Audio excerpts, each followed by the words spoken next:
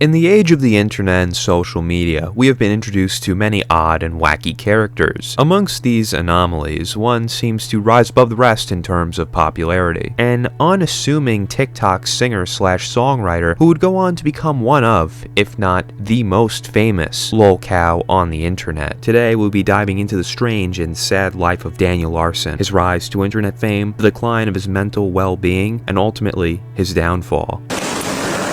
Hello, this is Daniel Larson. I just got in trouble with my probation officer. Daniel Robert Larson was born November 15, 1998 in Lancaster, California, to two young parents, Elizabeth Scheimer and James Larson, who were both in their early 20s when they had Daniel. Daniel would face some health complications, such as genetic disorders, mental health disorders, learning disabilities, as well as a head injury at just 3 weeks and a seizure at 5 months. In 2001, Daniel's mother Elizabeth would give birth to twins. However, they would sadly pass away that same day due to complications. Later on in Daniel's early years, he would officially be diagnosed with autism, bipolar disorder, and schizophrenia. It is also noted that throughout Daniel's childhood, he had violent outbursts where he would hit his mother and grandmother, as well as harm himself. In 2010, Daniel's parents had separated. Daniel's mother would go on to say that his father, Travis, had walked out on the pair, stating that Daniel was a lost cause and would never amount to anything in his life. Following the separation, Daniel and his mother would move to Hugo, Colorado,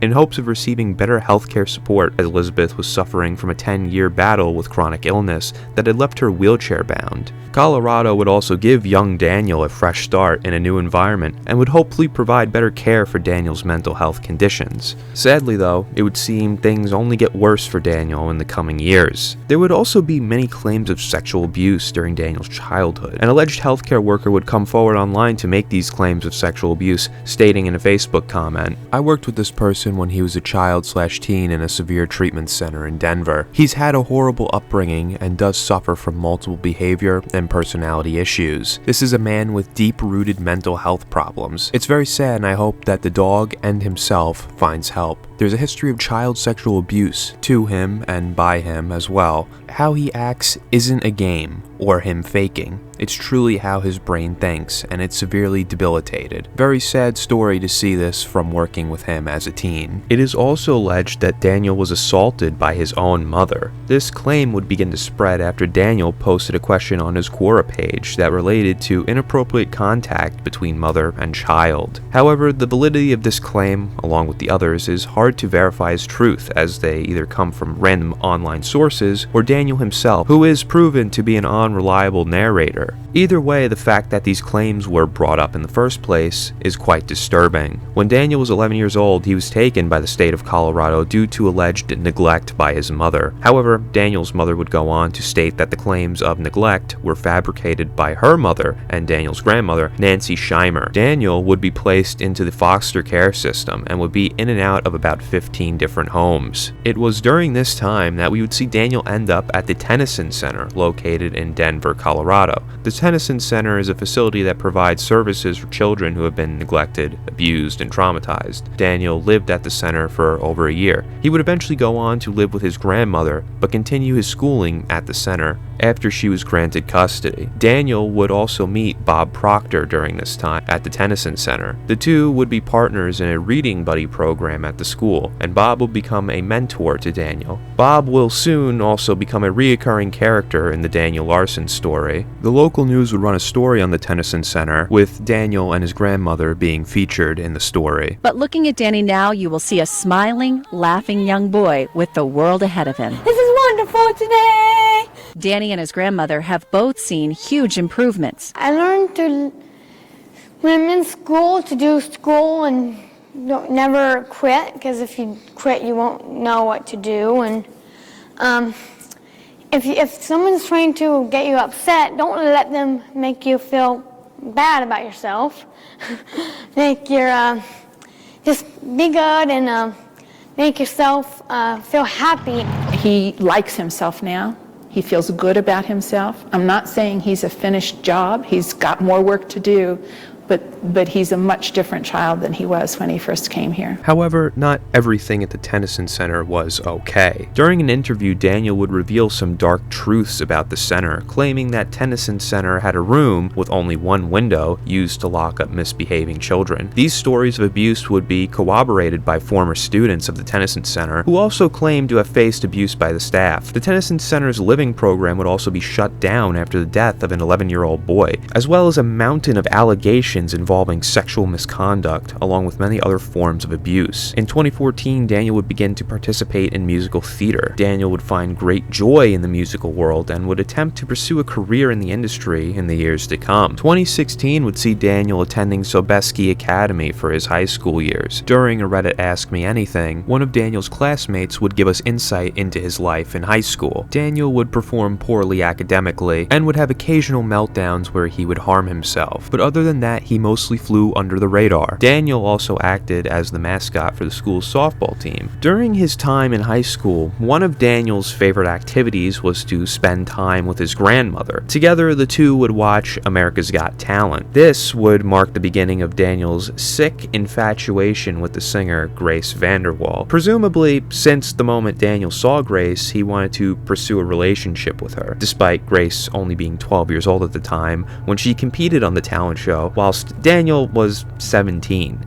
This obsession would go on to become a prominent narrative in Daniel's story, with Grace being mentioned almost daily in his videos. Daniel would even come into contact with members of the Vanderwall family after years of stalking Grace. However, we'll be covering that a bit later. Daniel would go on to graduate in 2018. On November 6, 2017, Daniel would have his first of many run-ins with the law. Daniel would have a physical altercation with his mother. During this incident, Daniel would push and strike his mother, who, again, was wheelchair-bound and extremely sick. Daniel would use the claims of abuse he received from his mother as justification for the assault. I'll now let Daniel explain it for himself in a video taken in 2021.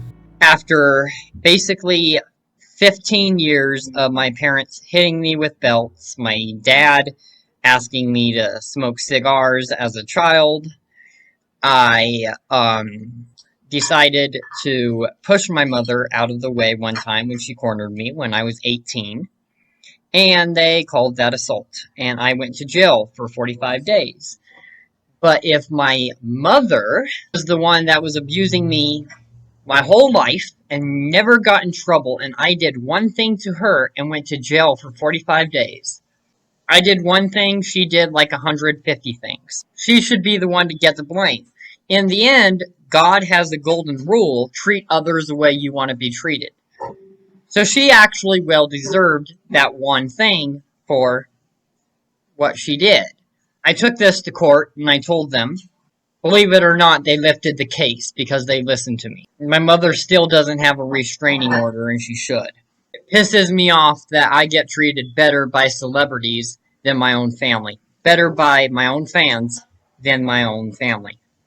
I'll be creating 3 movements. Stop abuse towards people with disabilities. Treat others the way you want to be treated. And stop abuse. Please help me spread the message. This would be the last time Daniel and his mother would speak, as contact had been cut completely. In 2019, Daniel would suffer a significant loss in his life, the passing of his grandmother, Nancy Scheimer. Nancy was in hospice care after a long battle with cancer. Instead of seeing his grandmother in her final moments, Daniel chose to participate in the Special Olympics to prove he was a fighter and not a quitter, and would not let anything get in his way of competing. Daniel also claimed that he didn't even go to the funeral. Now, it is unclear, but some online speculate that Daniel wasn't even invited to begin with, as it is alleged that he beat his grandmother multiple times even while she was fighting cancer. With his grandmother gone, Daniel had lost the only family member willing to take him in. Daniel would end up back in the care of the state in a group home program designed for intellectually disabled adults. Daniel would find employment through this group home. He would also fall for a scam and lose a significant amount of his money. This incident just shows how gullible Daniel is, and trolls would capitalize on this later on in his story. 2019 would also see the first ever Daniel Larson TikTok account named Daniel Lars 20. Daniel would post a few videos on this account, with none of them really gaining any significant traction. However, that would soon change in the coming months. Soon, the entire internet will be engrossed in the Larson saga. But with the newfound fame comes an army of trolls who prove to be unrelenting in the coming years. However, that's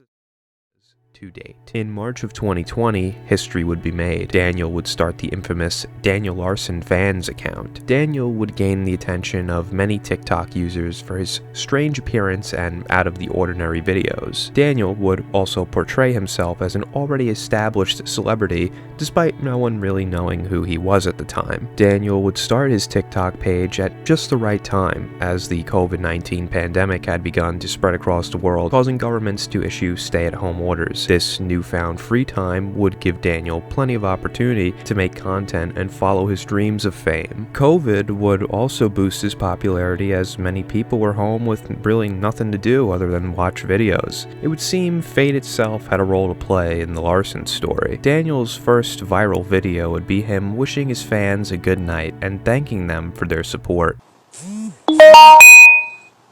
Good night, everyone. Thank you all for your support.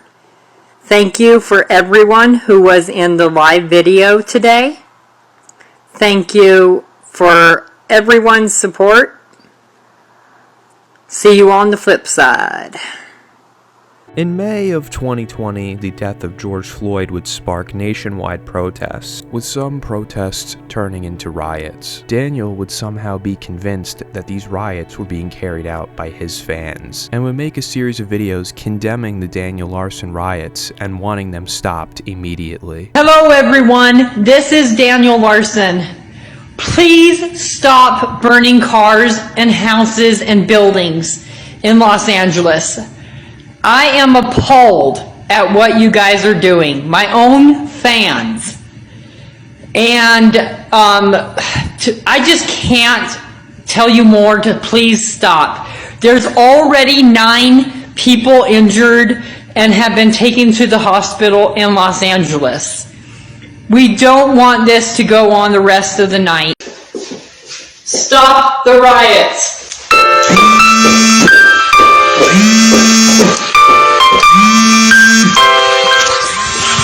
This wouldn't be Daniel's first time getting involved in activism, as we would later see him attend a Roe v. Wade protest, where he likely just joined in without knowing what the actual protest was about.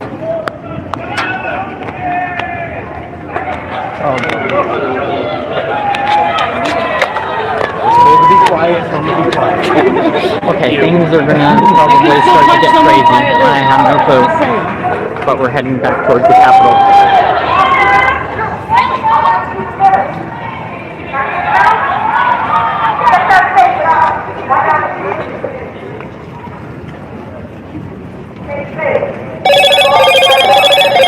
Hello, Moto.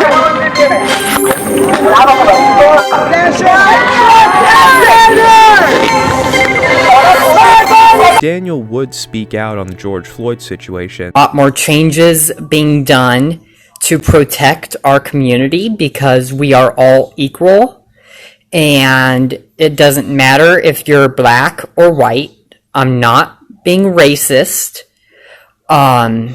I just want to make sure that in the future everything can be handled appropriately. It's very sad that people can be so rude and so mean to certain people on Earth. And Daniel would also do a jumping jack tribute to George Floyd. This is for George Floyd. Rest in peace.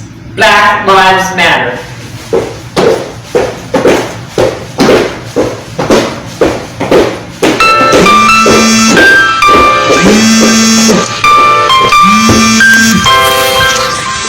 Daniel seemed to really have a thing for jumping jacks back then. At the beginning of July, Daniel would announce his run for the presidency of the United States. Hello everyone, this is Daniel Larson. I am thinking about possibly running for president in the future. If you want me to run for president, click the thumbs up, give me a like, give me a follow, and comment. See you on the flip side. Daniel would post a series of videos in relation to his presidential run. Daniel would speak on some of the policies he wished to implement.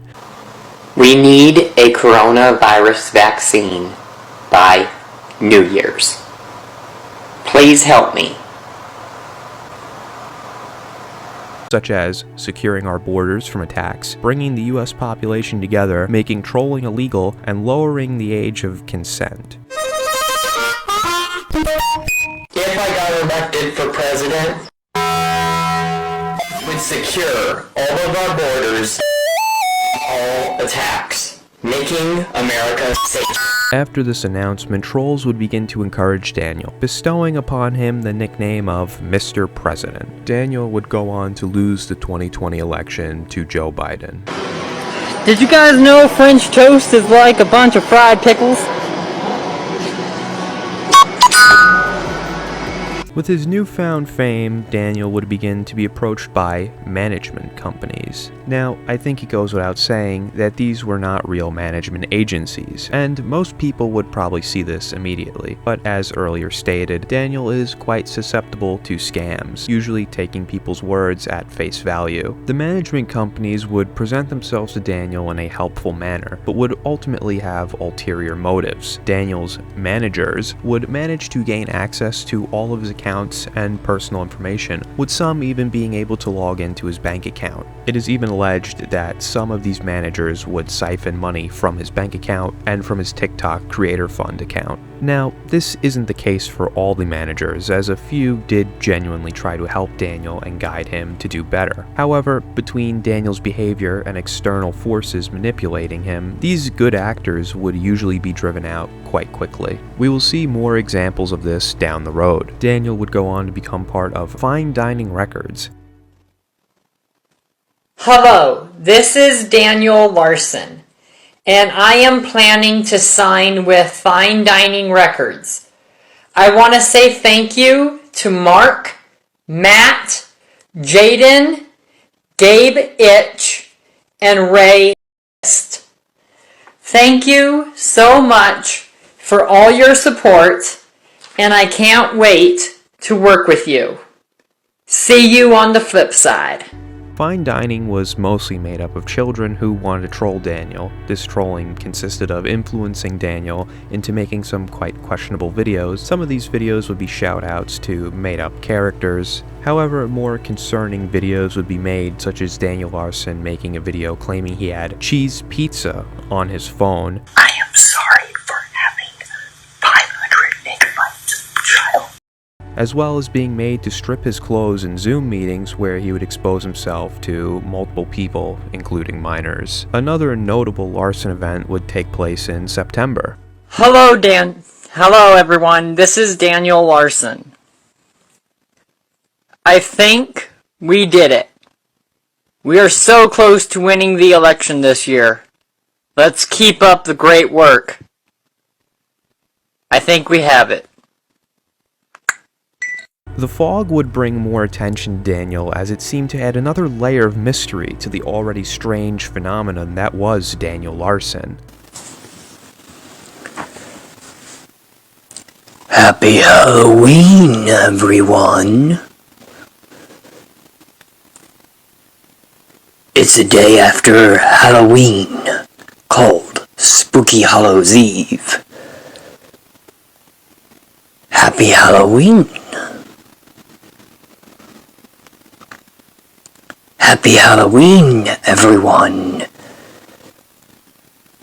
And now we all die.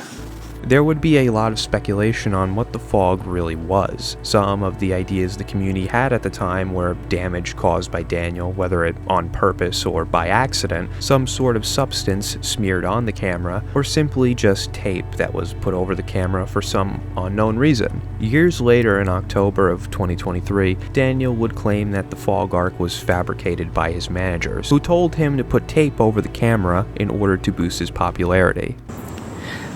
During the entire fog era, my entire management told me to put tape over my camera and remove it for extra publicity.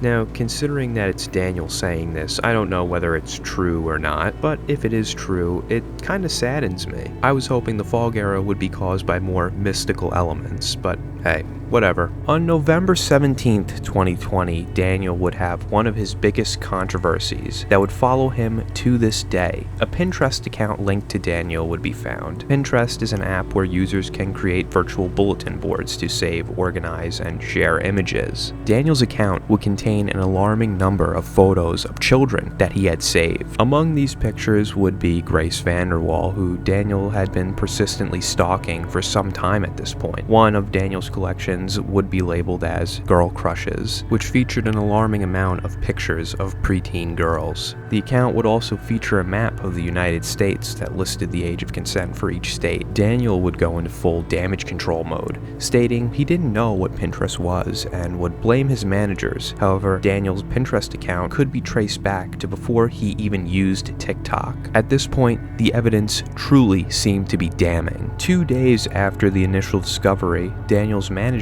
at the time would bring him on a live stream to question him on the situation. During the live stream, Daniel would deflect and make excuses for why the account featured such content. Okay, so then why do you re-upload videos of little girls on your YouTube account as well? Oh. That was actually, that got hacked as well.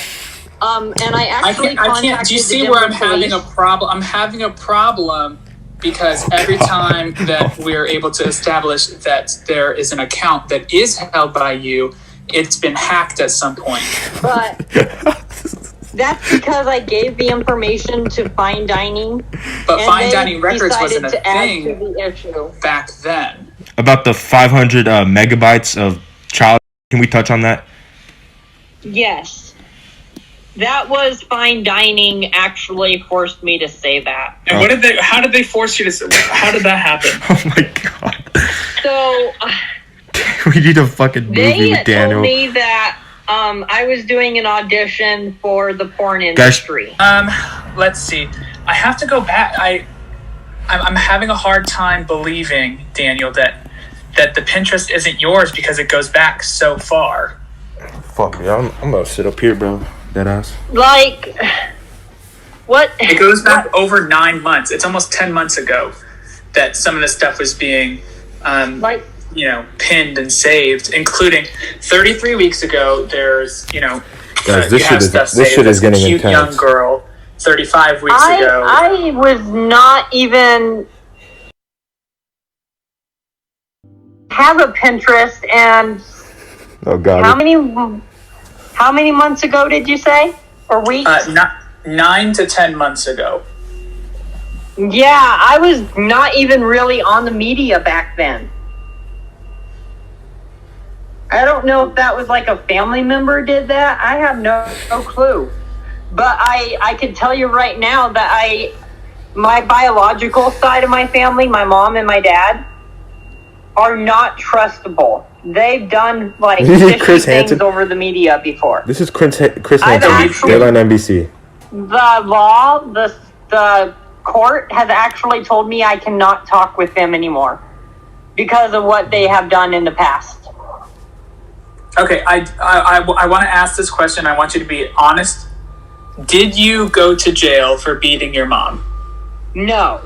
You could have whatever opinion you want, but I can tell you right now, I've never had a Pinterest. This was actually a surprise to me yesterday when Roach told me about this. The next day, on November 20th, the Pinterest would be deleted, presumably by Daniel. However, his management could have had a hand in the deletion as well. Daniel would post apologies on his TikTok, but by the 21st of November, the account would be completely locked down. Daniel would be off-grid for a bit and would return in December. Daniel would be interviewed by the Delegation podcast on December 6th. While on the podcast, Daniel would again make excuses. This time, he would claim he was being blackmailed, and the reason he had pictures of children on his phone was in relation to his aspiration to become involved in fashion modeling. A week later, on December 12th, the Delegation podcast would report Daniel to the FBI, fearing he was storing abuse material on his device. Daniel would go on to claim that the Denver police and the FBI were monitoring him after the report had been made. Daniel would also threaten to sue the Delegation podcast, but obviously these were empty threats. Quick side note, I would love to show the clips from this podcast and Daniel's reaction, and also when the hosts of the podcast report him to the FBI on their later stream. I have spent some time searching, but I really can't find any clips from the Delegation podcast, so I do apologize for not being able to paint a full picture for you guys. This message goes out to the FBI. Fuck you. You don't know the truth. Everyone in my family is fucking pissed at you. The Pinterest leak had exposed Daniel's pedophilic tendencies to the world. After all of this had come to light, users went back on Daniel's page to see if any other incriminating evidence could be found, and were horrified at what they had dug up. In the group home Daniel had been living in, he would have frequent contact with children. In a video posted to his account, Daniel's seen pushing a little girl onto a bed and seemingly getting on top of her. This is probably one of the most disturbing videos of Daniel to ever be posted. Near the end of December, Daniel would disappear from the internet. It is unknown whether this disappearance was Daniel's own doing or the work of his caretakers, who had most likely been contacted by law enforcement and informed of his behavior. Either way, Daniel kept a low profile for the next few months, entrusting his manager Flexburger to post videos that Daniel would send him. Era. A new Daniel Larson account would appear seemingly out of nowhere. This account, named Daniel Larson _fans, would be made by Daniel's manager at the time, Flexburger. Flexburger would use this account to post videos that Daniel had sent him privately, as he could not access the internet while the authorities were investigating him. On February 22nd, 2021, an account named Daniel Larson would appear on YouTube. This account would also be created by Flexburger and would feature a video of Daniel claiming that the allegations were not true. Hey, what's up, everybody? This is Daniel Larson. I just wanted to let everyone know that unfortunately, because of what happened back last year with the false allegations, I am actually currently in a police investigation. I am not allowed to have internet access. Unfortunately, I have made a bunch of friends on the media who are going to help me out.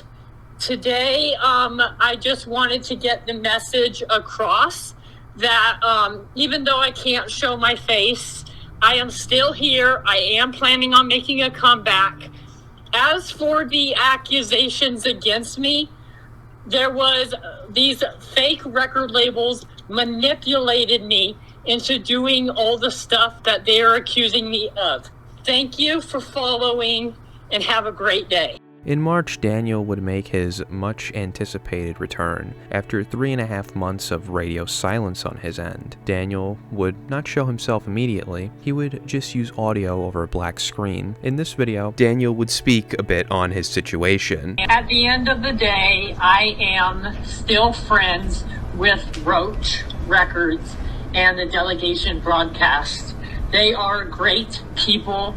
I just feel like they didn't really know the manipulation that was going on between all the companies. Daniel would make his return.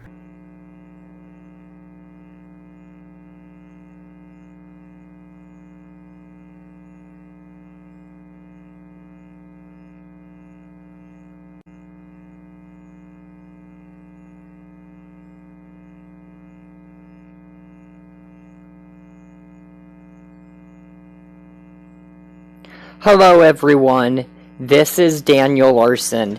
The allegations right now against me are fake. please do not believe them. There is this person that is claiming to be me. He is using a phone number, claiming that that phone number is mine. Unfortunately, it is not my phone number. The only phone number I have is the one I'm using right now, which is 720-487. That is the only number I have. Interscope Records is working on everything, trying to clear. However, after the Pinterest incident, Daniel had made many enemies, including his then manager, Flexburger. Unlike the others, Flexburger had not so easily forgotten the depraved actions of Daniel and made it his mission to expose him once more. Flexburger would leak multiple videos, pictures, and audios that featured Daniel discussing some of his sick fantasies. Daniel's search history was no better, as you could find him searching topics such as children wetting the bed and teens. For me, but now it just went to my camera, so oh my God. I don't know what's currently going on. Provider, call the police. I'm being serious. It's straight up. I am a fucking bitch.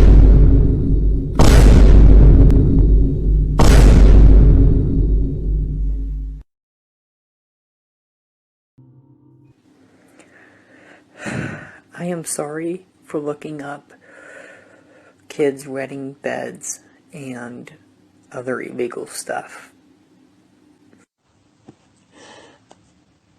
I am sorry for looking up CP and everything else illegal.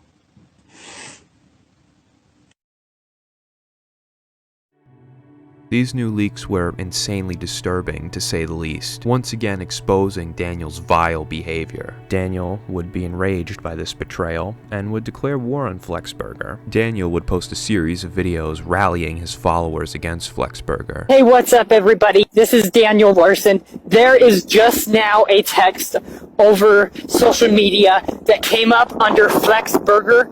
Please do not look at it. It's a picture of my ding-a-ling. For some reason, this guy has changed the text message in the entire thing to mean something different because of the accusations about me. Do not believe it. We have Interscope's security team, cybersecurity team, working on everything right now to clear everything. We're going to get it taken down off the media. Please stay tuned. I need you guys, all my fans, to go harass and spam comment. Take it down in the at Flexburger on TikTok for making the false video about me. It is fake. What they did was they said something in the text, and then I was coming up with the video, and they changed the text, meaning they deleted the text and came up with a new text. Everyone, go spam comment harassing Flexburger and tell them to take it down. Everyone, go. Hello, this is Daniel Larson. Fuck Flexburger for exposing me on TikTok. You must be a fucking bitch. Go to fucking hell. First of all, those nude photos weren't even mine, so you might as well go fuck yourself, because you should fucking die. Go fucking die. We are bigger than you, we are smarter than you, and you will not be able to fucking get us, bitch. Yeah, you are a fucking bitch and you're in a gang and we know it. Yeah. Daniel would also gain a new manager named Josh. Little did he know, however, that Josh was actually Flexburger. Using his fake identity, he would continue to troll Daniel, leading him to possibly the most memorable moment in the Larson universe. Josh would begin to talk Daniel into a career as an adult film star. Daniel seemed to like the idea of this career path and would announce to his TikTok followers that he would be auditioning for an adult film on May 6th at 7 p.m. MST. Hello everyone, this is Daniel Larson. Tonight at 7 p.m. Mountain Time, I will be doing a audition on TikTok, so please stay tuned. It is for adult films. Please stay tuned. At 7, Daniel would start a TikTok live stream and begin to expose his genitals to hundreds of his live viewers, a good portion of whom were presumably children. Daniel would quickly be banned as he was exposing himself live. This would mark the end of Daniel's most popular account, which had over 90,000 followers at the time. On the following day of May 7th, Daniel would expose himself again on another live stream on his new account and would again be quickly banned. Hey, what's up everybody? This is Daniel Larson. I am going to be doing a audition tonight for Next Models. Please stay tuned. I can't wait to see you all there. We're going live on TikTok tonight. Stay tuned. A few days later, on May 10th, Daniel would post a picture of his penis on his YouTube channel's community tab. The picture would be taken down quickly, and Daniel would blame hackers for uploading said picture of his penis. He would later go on a live stream and explain his side of the story. You guys seem like people who really understand. So I'm gonna say this. There was a sin to where my past management, I'm gonna call them scam from now on. Past management scam. They were basically threatening me, okay? If you don't do what we say, we're going to leak your home address, we're going to leak your address, your phone number. There was one time that my phone number got leaked, and I was getting so many phone calls, I couldn't even see my phone screen. Wow. That's how many calls I was. And I mean text message and phone calls, to where if I were to slide down from the top of the screen down and see all my notifications, it would be endless. Yeah, and they actually had me go on, this is actually crazy, but if on Zoom, if you know what Zoom is, yeah, you could get up to 100 people. They basically sold tickets to get 100 people, 100 fans into the Zoom. And they would say that it was an audition. Okay, so you have to picture this where I'm coming from. They told me it was an audition. They told me that they contacted Zoom. Of course, I didn't talk with I wasn't the one that called, right? Zoom myself, because my manager at the time, which was a scam, was like, here, we are on the phone with Zoom. And it was like a conference call. Does that make sense?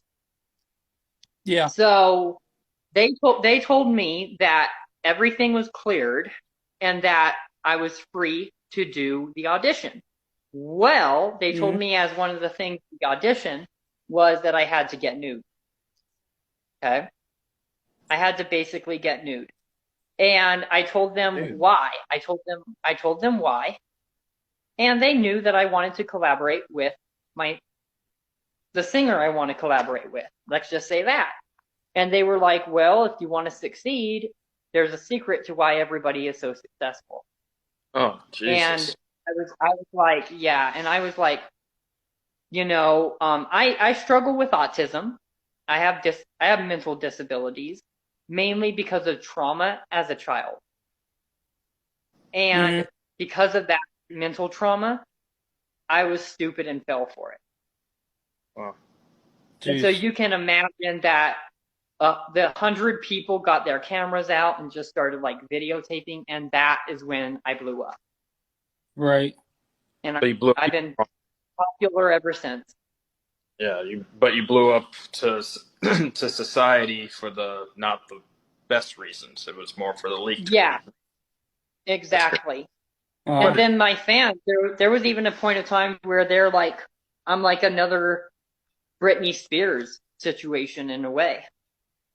I don't want to compare myself with Britney Spears, but In June, Daniel would have one of his first major meltdowns caught on camera. Daniel's phone had somehow been broken, leaving him with only a laptop to stay connected to the internet. Hello, this is Daniel Larson. My phone ended up breaking last night when everything was going on. I was tossing the phone in the air and it ended up, the screen ended up going blank and it showed static. So please, if you get this message, know that I'm currently trying. You can contact me through here. Unfortunately, I will have to give video updates. Trolls would feed fake information to Daniel about the Vanderwall family, claiming they were in critical condition, and stating that Grace Vanderwall had tragically passed away. This message goes out to the Vanderwall family. Please pray for the Vanderwall family. They're currently in critical condition. This message goes out to the Vanderwall team. I am currently trying everything I could possibly try. Even though my phone broke, I have still gotten out the message. I will give more updates as I go, but unfortunately, I'm without a phone right now, and so I'm currently doing everything by laptop. Unfortunately, it will not let me message as of right now, so I can only do videos. But please stay tuned. I will try to give updates and I'll try to get everything situated. None of this was true, of course, but in Daniel's mind, it became a life or death situation. Daniel would continue to post video updates. With each video, Daniel would become increasingly paranoid. Hello, the Daniel Larson team and my record label. There's currently a situation. Google and YouTube are not letting me use them. I don't know what's going on. I thought we had an agreement. But unfortunately, I lost all access to making new Google accounts. I currently am stuck. I have no way of contacting you. Likey is not letting me post. Hey Josh and Jay, please contact JP now. We have an emergency. Please message me, Josh. Please send Jay and Bob the contract for Party House. They need to see it. They need proof for the investigation. I admit to sending minors and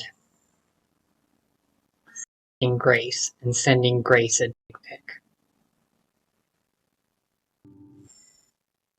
I'm sorry for putting Grace through so much stress that she takes her own life and has a heart attack.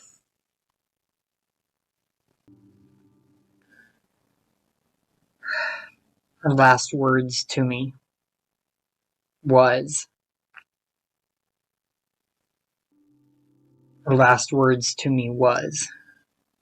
Daniel, I look up to you, but you make wrong choices. I know you could do better. I know you could do better. Please do better for me. I want you to carry off your legacy for me. My legacy for me. I don't know if I'm going to make it through the night. And my response to her was yes. I would carry on her legacy. And on June 25th, Daniel would have a complete mental breakdown and would go on to post the following videos. Guys, check out my YouTube now and please comment. Check out my YouTube now and please comment. If I get the response, I will take it all down. This is my only source right now. Do it now or I commit suicide. This is Daniel Larson. JP threatened to kill me to do all this. Please let me back on the team now or I commit suicide. I can't take this. I can't take this. I can't take this. Josh, Jay, Vanderwall family, please, I hope you're seeing this right now, please. I can't take this much longer. I'm about to commit suicide. Guys, message me now on YouTube. Now. Now. I'm starting to get fucking angry. My JP is currently in big trouble because he forced me to do this. He threatened to fucking murder me. Josh, I will call you in a bit. I am trying everything I can. Please message me on YouTube. I need to know what's going on. It's my only source of communication. I'm trying to get the message across that it was all an accident. JP forced me. He threatened to kill me. I had to, otherwise he would have killed me.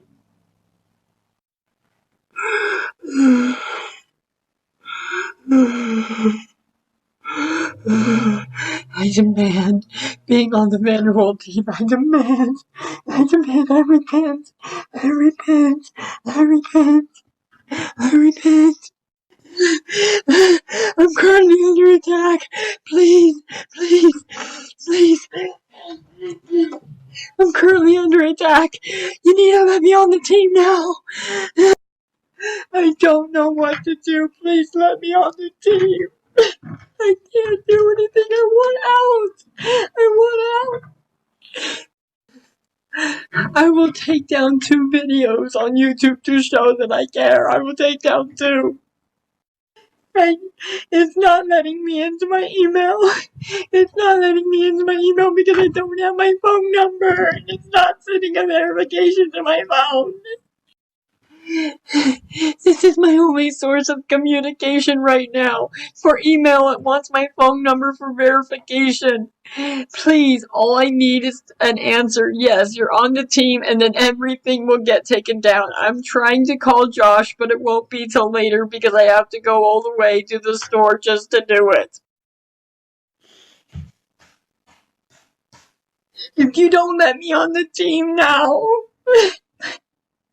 I'm gonna have to die. I'm gonna have to stop. I don't know. I'm trying everything. This incident would show us just how fragile Daniel's mental state really is, and how easily the trolls could manipulate him into self-destructive behavior. The worst is yet to come, however, as this event would be dwarfed by later meltdowns, which we will see quite soon.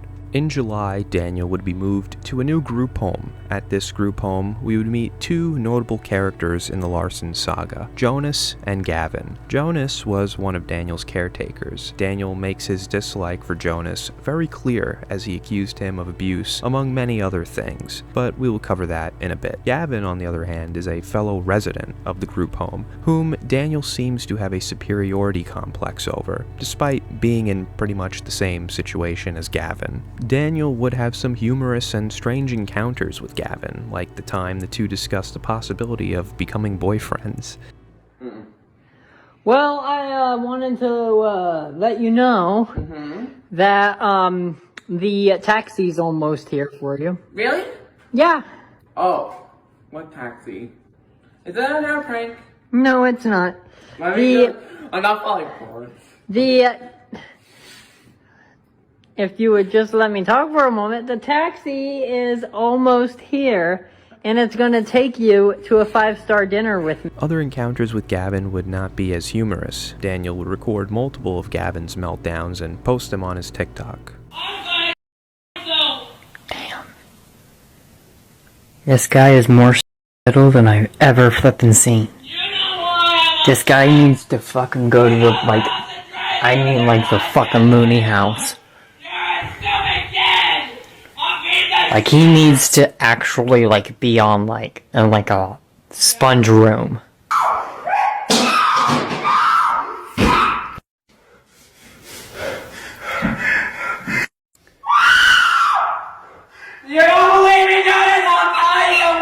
From July to August, Daniel would occupy a room in the house dubbed the Pink Room. Over the course of Daniel's stay in the Pink Room, he would slowly destroy it.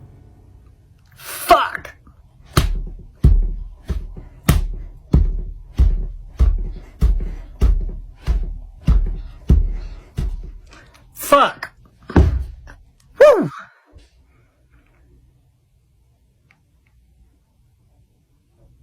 Did I just make a hole in the wall? Fuck! Oh, thank God I'm fucking a celebrity and rich! This is what happens when you're so tired and the world's coming to an end.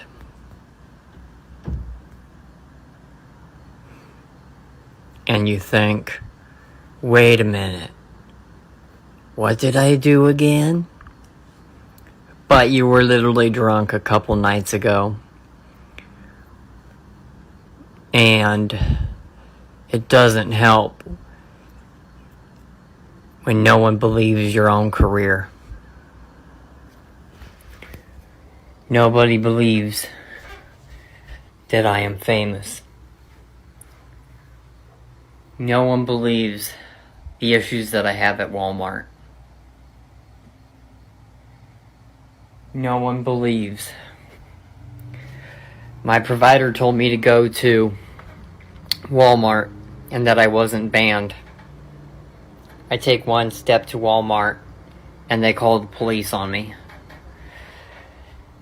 And when I try to explain, I get called a liar. But this is what happens when no one believes you. No one listens to you. It makes you feel like a terrible person. It makes you feel like you don't belong. I have mental health issues. Daniel would punch, kick, headbutt, and slam his body into the walls of this room. We would also get a number of strange videos from the pink room. This message goes out to Darcy Lynn. If we were together and dating, I would fuck you till you bleed. I would fuck you till you scream and scream. I would take you anywhere in the world you want to go. Become anything we want to be. I will support you till the day we die. You are a very talented, amazing person. Please reach out to me. Can somebody kiss my penis? I have a boo-boo. I have Edie.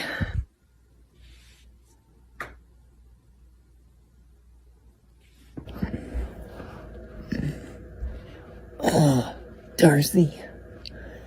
Oh, Darcy. I love you, Darcy. I love you so much.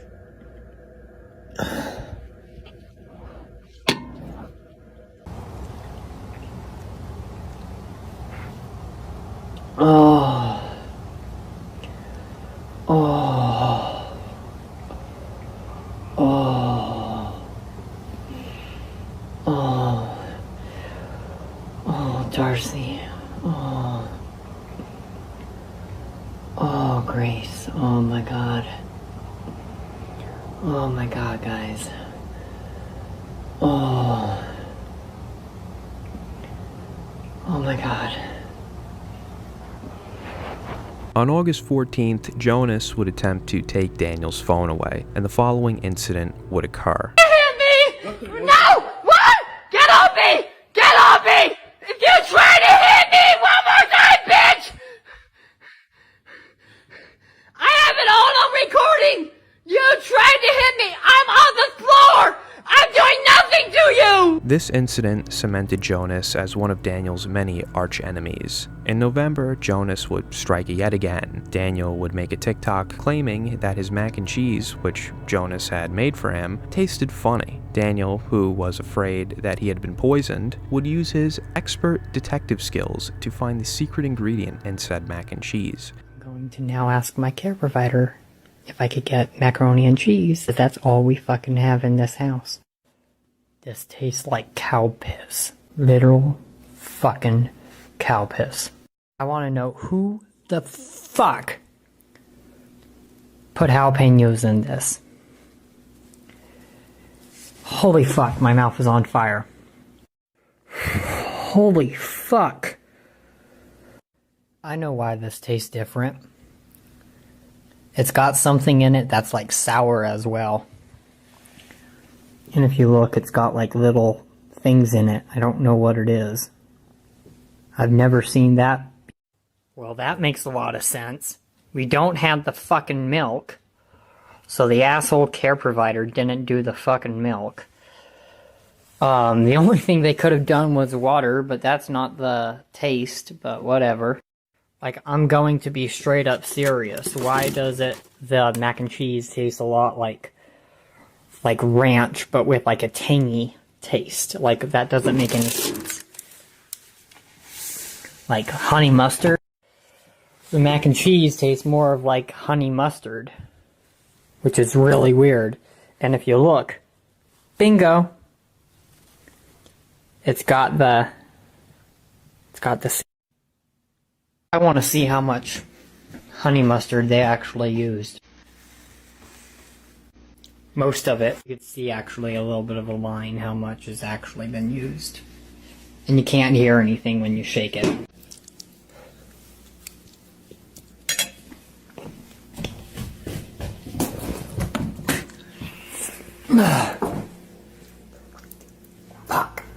Daniel would later make a video getting his revenge on Jonas. In this video, Daniel can be seen attempting to vandalize the care home. Daniel can be seen changing the time on clocks, turning on the water faucet, and turning on the stove.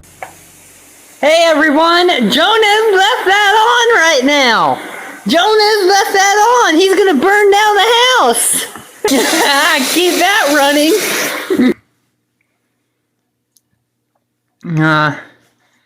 Clock. On November 29th, a major incident would occur. The morning would begin with a Larson livestream, where he would complain about his phone overheating. Sometime later, the already agitated Larson would be sent off the deep end upon finding out his phone number had been leaked. People would continually call Daniel, which resulted in a meltdown where Daniel would smash a lamp. He would end the stream shortly after.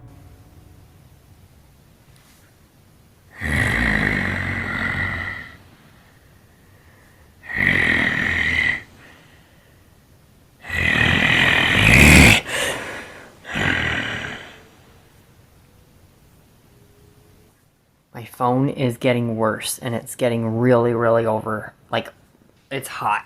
My phone is hot. And I'm currently being asked to do more, and I'm getting spammed like crazy currently. This is insane.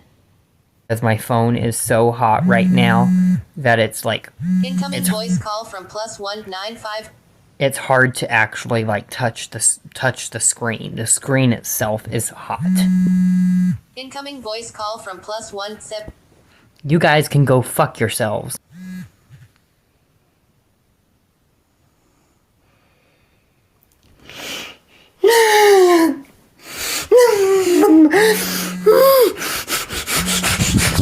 Incoming voice call from +15. You are a fucking bitch, Grace. You are a fucking liar. Incoming You are a voice call. fucking liar, and you should go to fucking hell. Incoming voice call from +1396662. I'm just tired. I'm done. My phone is blowing up. I am now getting so many messages I can't see the fucking screen.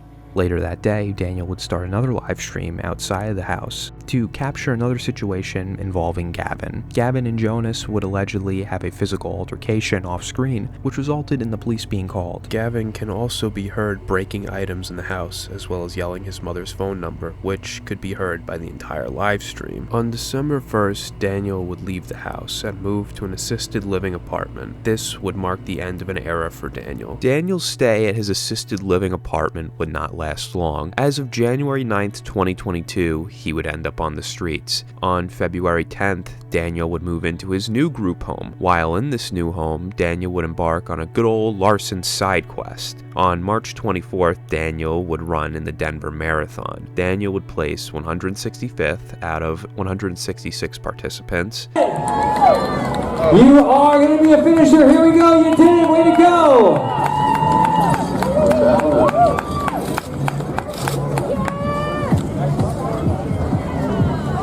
few photos of Daniel were taken during the event. In almost all the photos, Daniel can be seen on his phone, showing us just how much of a grip social media and the internet in general have on his mind. Daniel's housing arrangement would not last long though, as on April 19th, Daniel was evicted from the care home, leaving him homeless once again. The streets were not kind to Daniel and would have a major impact on his physical health. One of the more notable signs of his deteriorating health would be his feet. Daniel would obviously have to rely on his feet to get him places while homeless. Daniel would walk seemingly aimlessly for miles every day. Daniel would wear the same pair of socks for months on end. At one point, it seemed that Daniel would be developing a condition known as trench foot. Trench foot is caused by prolonged exposure of the feet to cold, damp, and unsanitary conditions, and could result in the feet needing to be amputated. Daniel would not seem to care, however, and continued on as if his feet weren't rotting out from under him. As we continue on with the homeless saga, we will watch as his health deteriorates more and more. During this time, Daniel would also be short on money and would rely heavily on others' charity. But even then, it was still not enough to survive on. Daniel would begin to rely on petty crimes, such as dine and dashing in order to eat. Daniel would have multiple run-ins with the authorities for petty theft. Daniel would also still need access to his phone while he was homeless, as he needed access to important things such as his banking information, as well as stated before, relying on donations from others, as well as to also post TikToks, which seems to be a main priority for Daniel at all times. In order to charge his phone, Daniel would utilize local businesses and public areas. One time when Daniel was in dire need to charge his phone, he would go on a private home's porch. We would then get the following event.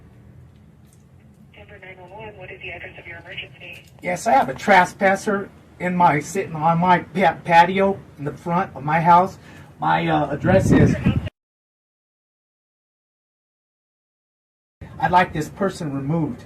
What's going on there? I have a trespasser sitting on my porch who doesn't want to leave.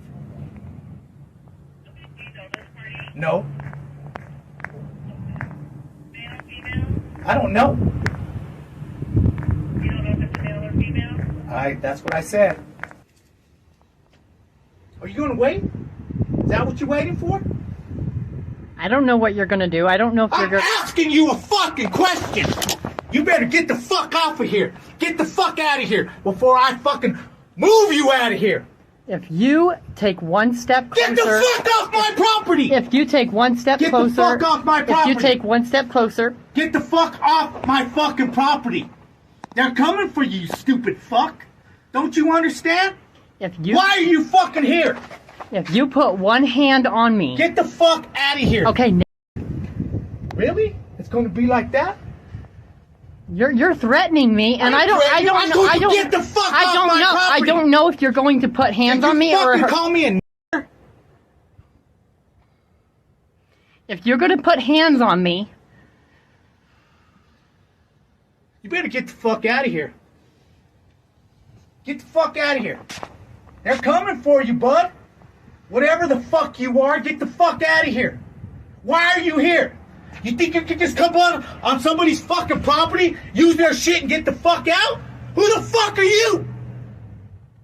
Get the fuck out of here. No, because I'm afraid... What do you mean no? I'm afraid you if better you're... start walking. I'm going to give you the opportunity to start walking. What the fuck is your fucking problem? If you're going to put hands on me... Get your fucking ass out of here. Don't fucking come here. Don't you fucking show your face around here again. What the fuck are you gonna do? You want me to fuck you up? Is that what you want? Get the fuck out of here and don't fucking come back. Don't do it, bud. Don't do it. If you're gonna put hands on me... Get the fuck out of here! Daniel would also use the same public facilities to sometimes rest until he would eventually be kicked out, as well as washing himself on rare occasions. In May, Daniel would receive help from a TikToker named Brink. Brink would provide food, clothes, and a place to stay for Daniel for a short period. So now I'm gonna go meet up with my friend Brinky Dinky and go do some spinky. Did I just make up a word? Cool. Brink would cut contact with Daniel due to the allegations he had against him, as well as Daniel's erratic behavior such as meltdowns like this one. Daniel, calm down. Calm down, man. Daniel. Calm down. Oh my God. Daniel. Jeez, man. Brink would also make one final video for Daniel before completely cutting contact. I wish the best for Daniel. I can't say I didn't try helping the guy out, but it was kind of just like beating a dead horse towards the end of it. I loved making content and hanging out with the guy, but honestly, it's a toxic community around the guy that I didn't want to stay in that whole community. And also Daniel's background, I feel like it could also come and bite me in the ass later in my life because it's kind of psycho if you really look into his stuff. A lot can be said if he was manipulated into it and all that. Over the summer, Daniel would gain a new manager named Ox. During his time with Daniel, Ox would help him create a Twitch channel to live stream on. This account would feature many ways to support Daniel, such as a donation link as well as a merch shop. Ox would use this money to buy hotel rooms and other essential items for Daniel's survival. However, Ox would become quite the controversial figure in the Larson community. Ox would find himself butting heads with the r/Daniel Larson subreddit, which is the largest Daniel Larson community on the internet. Ox would direct his followers to mass flag the subreddit, claiming the justification for the attack was the posting of NSFW videos and pictures of Daniel on the site. This mass flagging campaign would ultimately fail and would turn even more users against him. Ox and Daniel would have a falling out near the end of July. The two would patch things up, however, and a few days later, on August 2nd, Ox would play a prank on Daniel. Ox would play a fake news broadcast claiming that a nuclear weapon was being used on the United States. Daniel, who was staying at a hotel, would begin to freak out and would run into the lobby yelling at everyone to turn on the news. Daniel would later be kicked out as a result and would be very upset with Ox.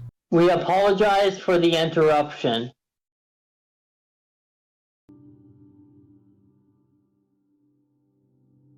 Normal programming has been interrupted at the request of the U.S. government. Everyone receiving this broadcast should pay close attention. The information contained in this broadcast is vital to your safety. Please stand by.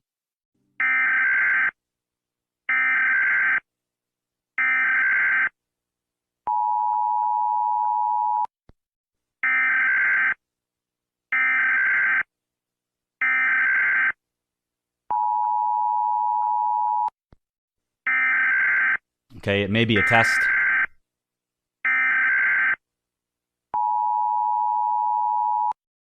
The emergency alert system has been activated. This is a national emergency. All broadcast and cable systems shall transmit this emergency action notification message. Important instructions vital to your safety will follow. The following message is transmitted at the request of the United States government. This is not a test. The United States has been subjected to a nuclear attack. The North American Aerospace Defense Command has detected the launch of 12 nuclear missiles aimed towards the mainland United States. 4 of the 12 missiles launched have been intercepted. The 8 remaining nuclear missiles will strike the following locations in the next 15 to 20 minutes: Los Angeles, San Diego, Chicago, Houston, Phoenix, New York City, Philadelphia, and Seattle. Within a 300-mile radius of these areas, everyone should seek out a fallout shelter as soon as possible.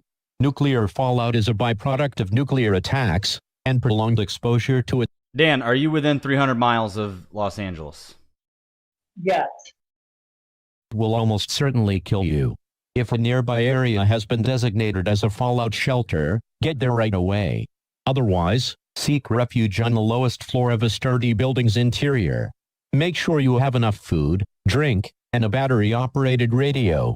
Wait until the all-clear has been given before leaving the fallout shelter. Do not use your telephone. The lines should be kept open in case of an emergency. Tune into a station that is serving your area for more information. The President will address the nation on all radio and television stations shortly. Stand by for this message. This is a national emergency. Dan, address us. Okay, we're going on lockdown. Houston, New York City, Phoenix, Philadelphia. The United States has been subjected to a nuclear attack. The North American Aerospace Defense Command has detected the launch of 12 nuclear missiles aimed towards the mainland United States. Dan. Yeah. Oh, God. Okay. It was a prank, Dan. What the fuck? It was a prank. Fuck you. I'm sorry. We made $100. I put a goal for the prank. We're at $100. Listen to me now. You might actually get me kicked out of this hotel tonight. Fuck you. No, Dan. We made $100. Don't be angry. We'll go back to the normal news. No, listen to me. The hotel people and the security downstairs are trying to look at the news right now. Wait, did you tell them we're getting nuked?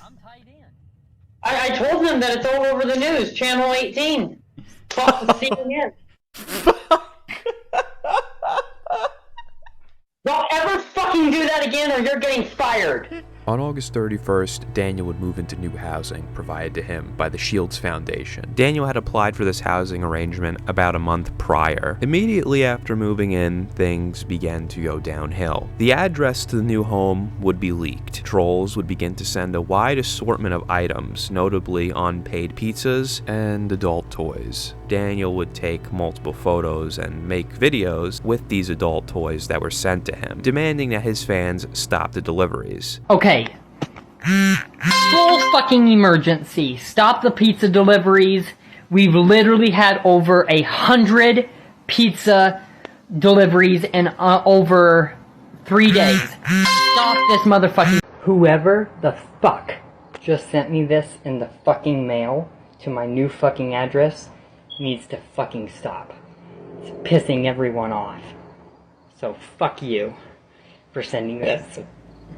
Daniel's demands fell on deaf ears, as after the videos were posted, the deliveries only seemed to intensify. This harassment would go on for the duration of Daniel's stay. Daniel would also break a window in his first few days at the home, and would break the same window later in October, which would prompt the care home to board it up. We once again get a look at Daniel's inclination to destroy property that isn't his. On October 16th, the staff at the home, as well as Daniel's case manager at the time, would call for a meeting to address the harassment and Daniel's bad behavior while staying at the home. Daniel would attempt to secretly record this meeting, but the woman speaking to him would quickly notice, which agitated Daniel.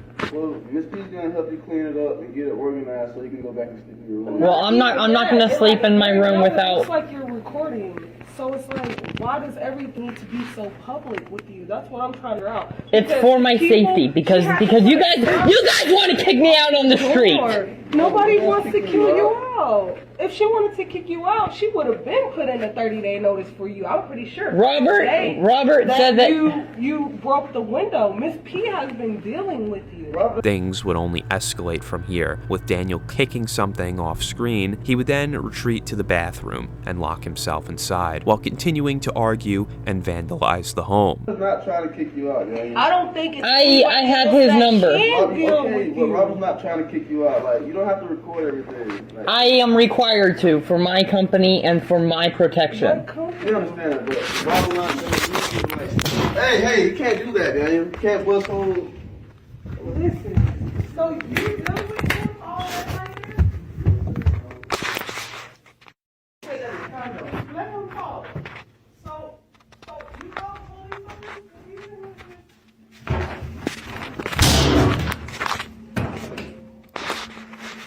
Yes. Hold on. Listen to me. You said, listen to me. You terrifying him? And listen to me. Stop interrupting me. It doesn't work. Listen to me. You straight up. Listen to me. You straight up. Deal with that. You straight up. Listen to me. Hey. Listen to me. Hey.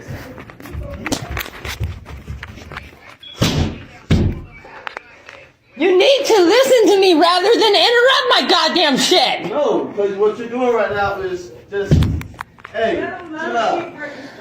You straight up, listen to me. No, I can tell the pole. It's over. You gonna stop doing that. Hey. You guys are not cooperating at all. You're not cooperating.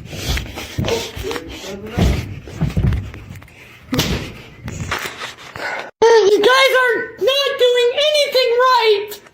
You guys are supposed to call my entertainment manager for security reasons.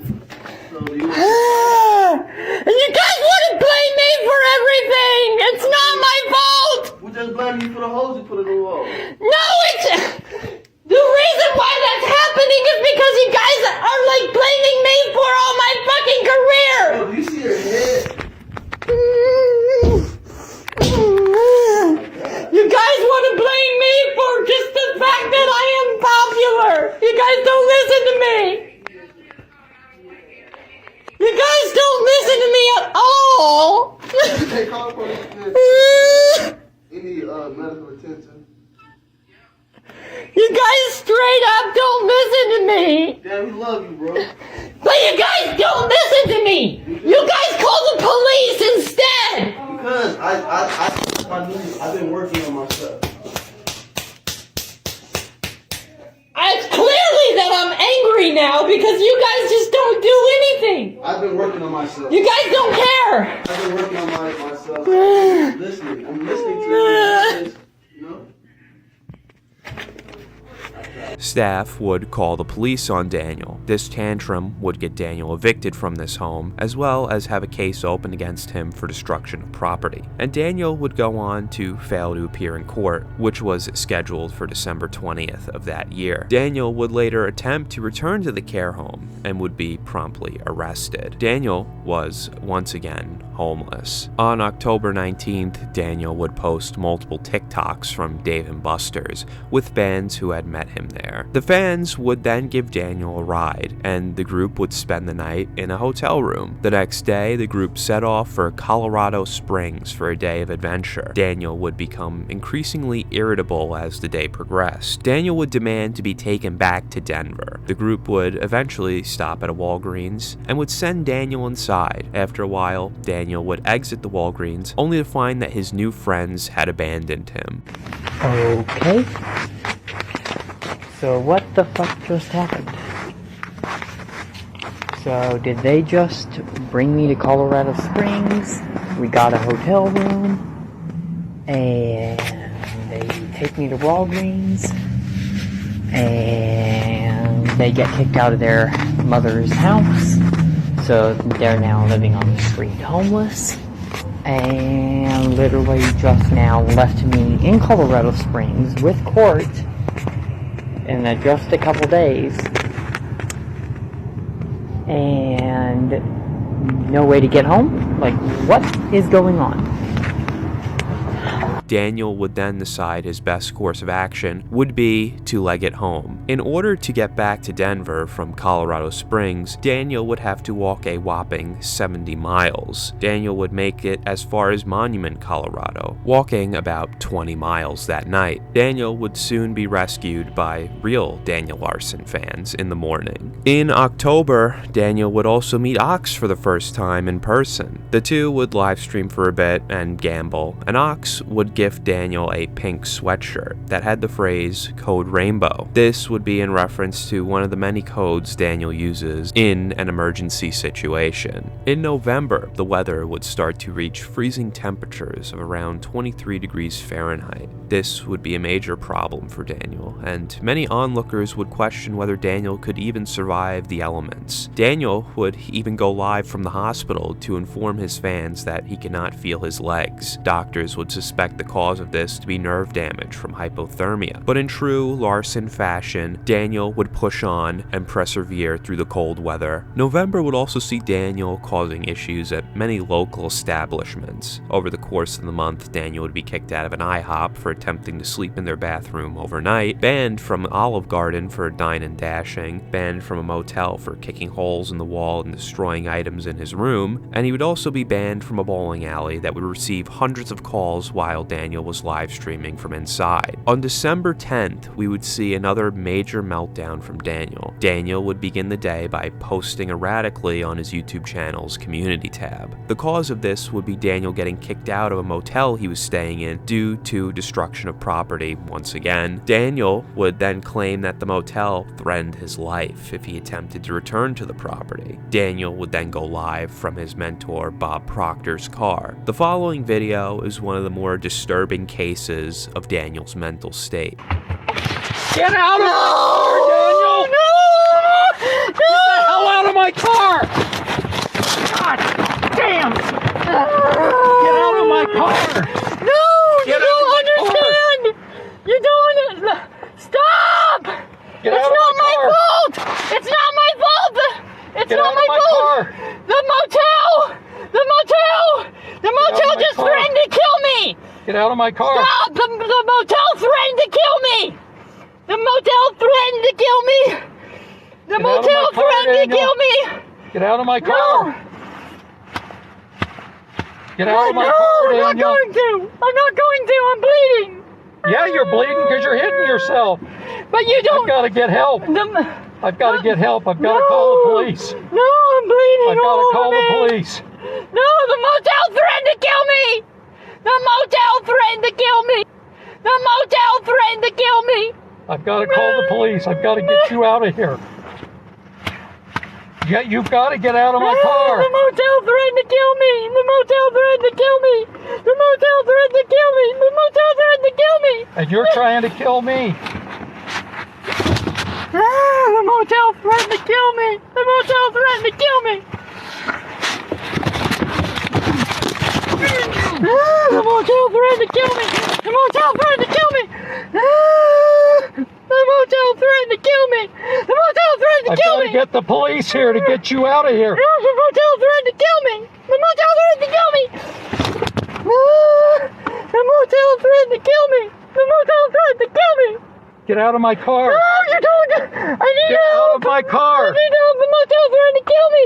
The motel threatened to kill me! The motel threatened to kill me! This is your last chance to get out of my car. This is your last chance. Then I'm going to call the police. The motel threatened to kill me! And tell them you're beating me. No, you hit me! You broke my arm! I didn't break your fucking arm. You grabbed me! Yeah, because you were beating me. You sure this is what you want? I'm calling the police.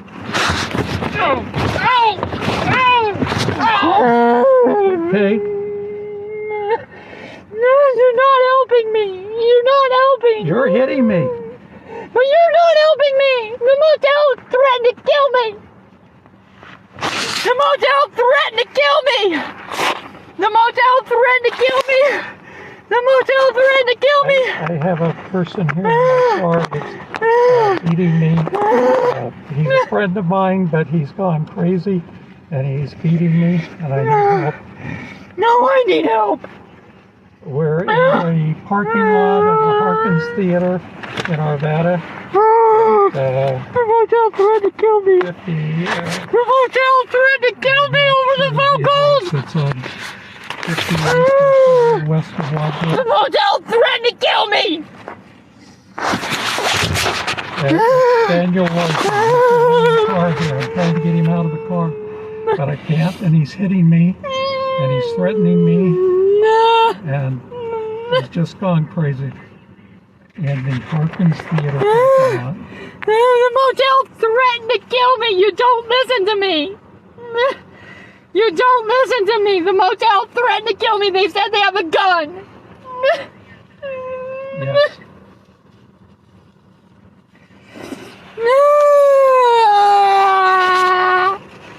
Yes.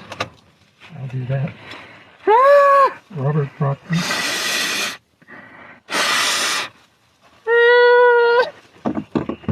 He's hitting himself and me. Ah, you don't listen to me. We've been friends for a long time, but he has some mental problems. And I'm bleeding all over me. They're going to kill him.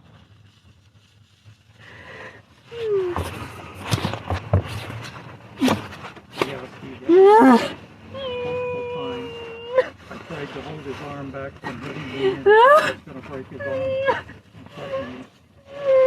Ken?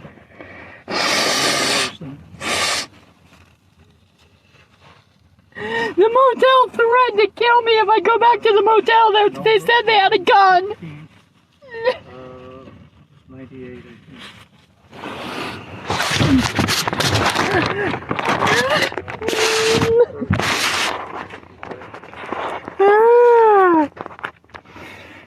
They threatened me with a gun. Stop! You're not listening to me. After this incident, Daniel would go to Los Angeles, California on a plane ticket that was purchased for him by Bob. The rest of December would be relatively calm in the Larson-verse, and Bob Proctor would not press charges against Daniel. And with that, Erica. At the beginning of the year, Daniel would make a video calling out fellow TikTok star World of T-Shirts. Something tells me that these two are just destined to meet. Daniel would also begin to damage relations with his manager once again. This would come after Ox had taken down Daniel's TikTok account on the 5th. Over the last few months of Daniel being homeless, he would heavily neglect his hygiene. Daniel would not bathe and was speculated to be wearing the same pair of clothes for over 100 days at this point. Due to his poor hygiene, Daniel would contract a disease known as scabies. Scabies is a highly infectious disease where tiny burrowing mites infiltrate the skin, causing an intense rash and itching in the areas where the mites burrow. On the 17th, Daniel would enjoy a trip to Disneyland in Anaheim, California. Whilst visiting Disney, the local Anaheim community would get wind of Daniel's presence. A Facebook post would be uploaded and would read as follows: "Calling all Anaheim residents. A man from Colorado has recently been seen in multiple places like Disneyland, Panera Bread, Denny's, while making videos saying he has scabies. His name is Daniel Larson. He is homeless and has an online reputation for being a creep. Daniel has also been live streaming and taking pictures of children in places like Starbucks. He's been in the area for around a week now and sleeps in parking garages. He's been in countless restaurants and public places over the last few days. If you see him, please call the police." By the time they had discovered Daniel, it was too late. Daniel had already spent the day at the park, exposing many people, mostly children, to this highly infectious disease he had knowingly been spreading. Later in January, Daniel would post a video of himself having an intense episode of itching. It would get so bad that Daniel's skin would start to bleed from how hard he was scratching himself. Daniel would seek medical attention and end up in an emergency room. There, Daniel would receive a shot of ivermectin to kill the scabies. Daniel would make a heartfelt goodbye post for the parasites living under his skin. "Oh, so I was just given a pill to get rid of these scabies all over me. It was nice knowing you, friends.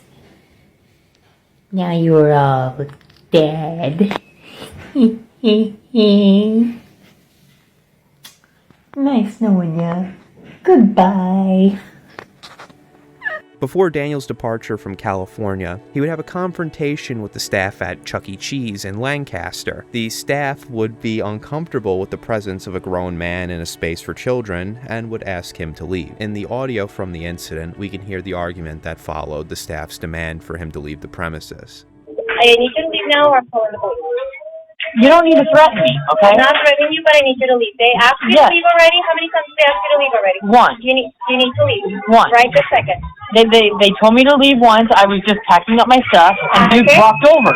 So I told you I need you to leave right this I second. just said I would. And you're getting on the phone. Wow. Because I need you to leave right this And second. what the fuck have I done? I need you to leave. This is a place for families, for children. You're not here with a child. And you're not giving me time to even get my stuff. I don't think it's right. I was just putting my charger in my pocket. Okay, so I'll give you 3 seconds. Okay, thank you. I'm going to give this place a 1-star review. What's your name? Perfect. Diani. Thank you. Did you get that? You got it on recording? Awesome. On the 13th of February, Daniel would purchase a bus ticket for Las Vegas, Nevada. Daniel's reasoning for the Las Vegas expedition was to win big. On the night of February 13th, Daniel would arrive. Daniel would begin to post pictures and aimlessly wander the Las Vegas Strip. In the early morning hours of the 15th, Daniel would be found in the bathroom of the New York Hotel and Casino, sleeping on a toilet by 2 security guards. Daniel would argue with the guards as they attempted to open the stall door. Once inside, the guards would aggressively remove Daniel from the property. No, you won't. Yo, get the fuck up off the toilet. No, you fucking won't, bitch. No, you fucking won't. You aren't gonna do shit. Whoa.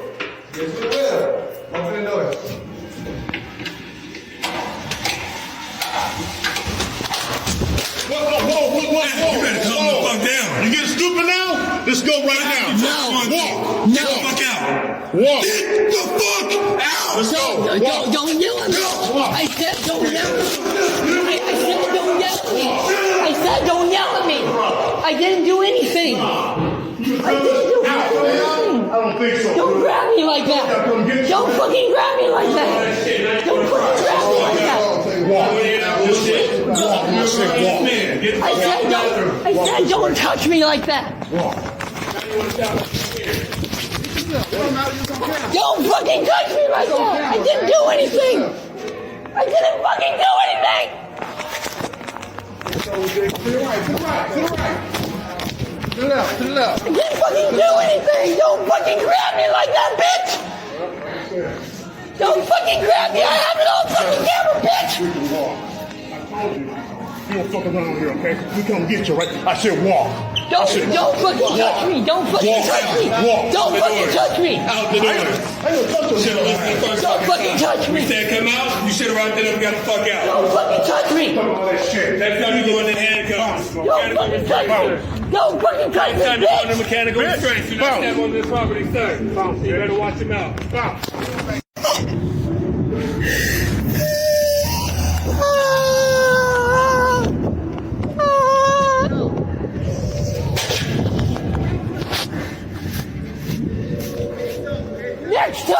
Next time you try to hit me, I didn't do anything. You hit me. Property, please.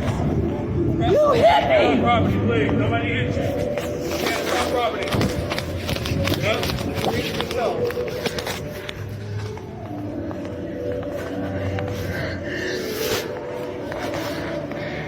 Don't fucking walk over here.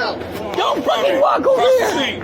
Don't fucking walk over here. No. Because I didn't do anything. Cross the street. I said walk, okay? I don't. Here your option. You want to go? You can walk or I take you across the street. How you want to go? Walk. I was just trying to. Walk. I was just trying to use the goddamn fucking password, bitch. Walk. All right, just walk. I will kill myself.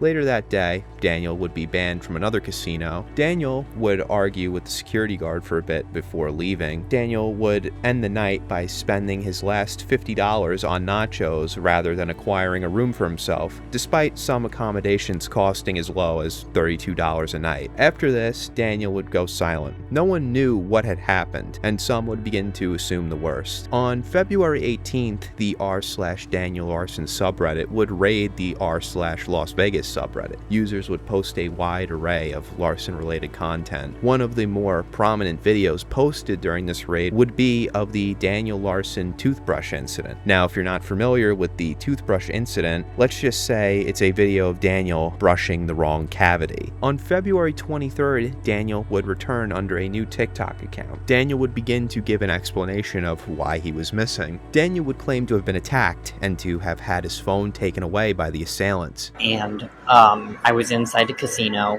They offered to buy me some food, which they ended up doing.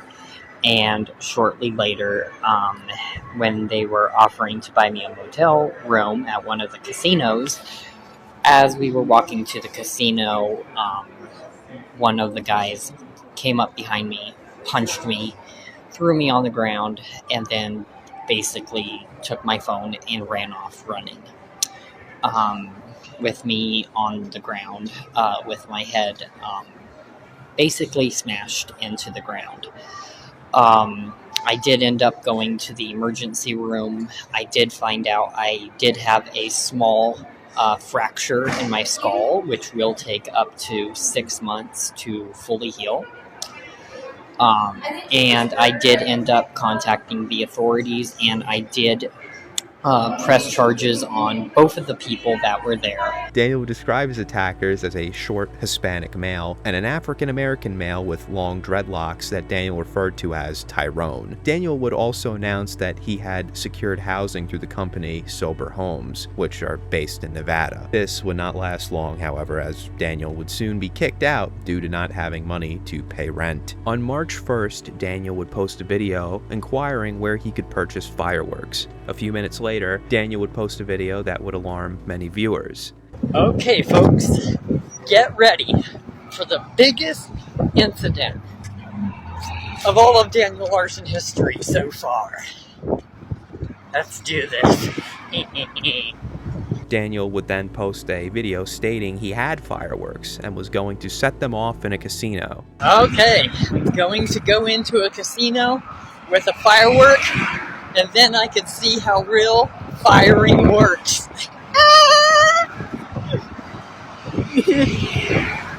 The next day, on March 2nd, Daniel would once again disappear. After some digging, fans soon found out Daniel was arrested by the Las Vegas Metropolitan Police Department after he had trespassed at an MGM casino. Daniel would not post for some time and would claim that he was being held in a mental hospital in Las Vegas. On March 17th, Daniel would return with a one-way ticket to Arizona. On the 18th, Daniel would arrive in Phoenix and would spend the majority of his time making videos begging for money from fans. Daniel would post an interesting video, however. In this video, Daniel states that he had stopped taking a medication known as Latuda. Latuda is a medication that is commonly used to treat schizophrenia. Daniel's mental state would begin to take a nosedive due to the lack of medication. It seemed that his delusions would only intensify and would ultimately lead to his downfall. On the 19th, Daniel would arrive in Tucson. Daniel would have many fan interactions in Tucson. Many of the fans who encountered Daniel would provide him with essential items such as food, water, and more. On March 22nd, Daniel would take the wrong bus and end up in El Paso, Texas, instead of his intended destination of Roswell, New Mexico. The next day, Daniel would take a bus to Big Spring, Texas. While in Big Spring, Daniel would come under the belief that Grace Vanderwall was being held at gunpoint. Daniel would also claim he was being followed during his stay in Big Spring. On March 28th, Daniel would arrive in Sweetwater. Daniel would only stay here for a few hours. On the 29th, Daniel would make it to San Antonio, which again, he would only stay for a short time. Later that same day, Daniel would arrive in Houston. Daniel would get into some shenanigans here, from run-ins with the police to having his location doxed and receiving death threats. I just have like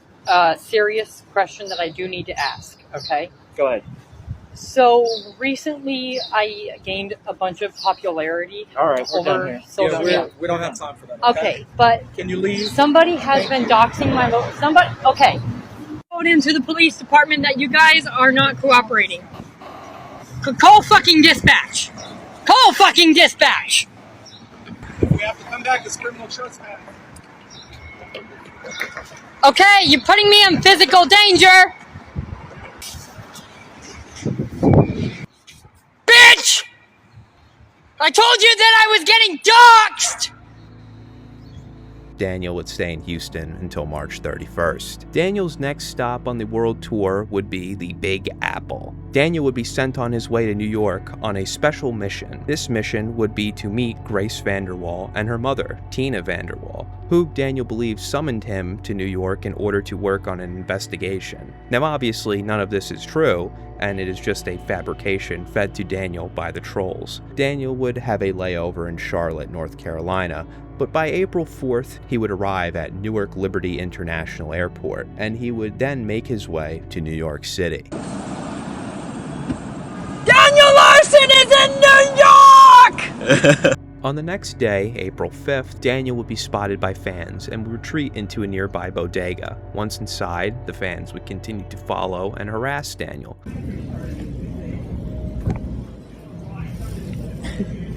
Daniel.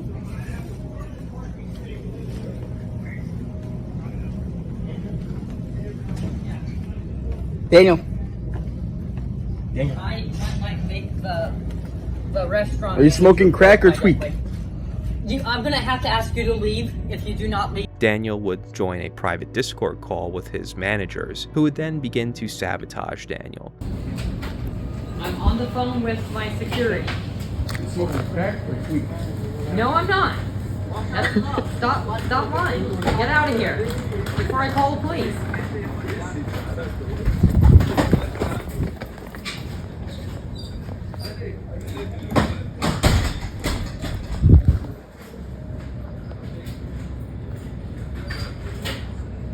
What? Who? Okay, so one of them is one of the guys that was sending death threats on Reddit.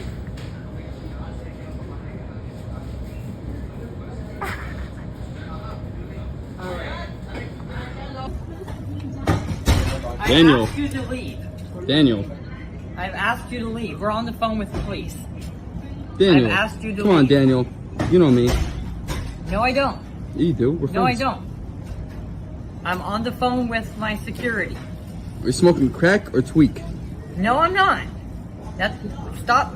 Soon after all of this, an employee would step in and ask Daniel to leave. Daniel's managers would then begin to instruct Daniel to attack the employee. An altercation would then occur. An hour after the incident, Daniel would post from the hospital, sustaining an abrasion on his nose. He would be discharged the following day. For the majority of Daniel's stay in New York, he would be living on the streets, posting videos like this, showing where he would sleep at night.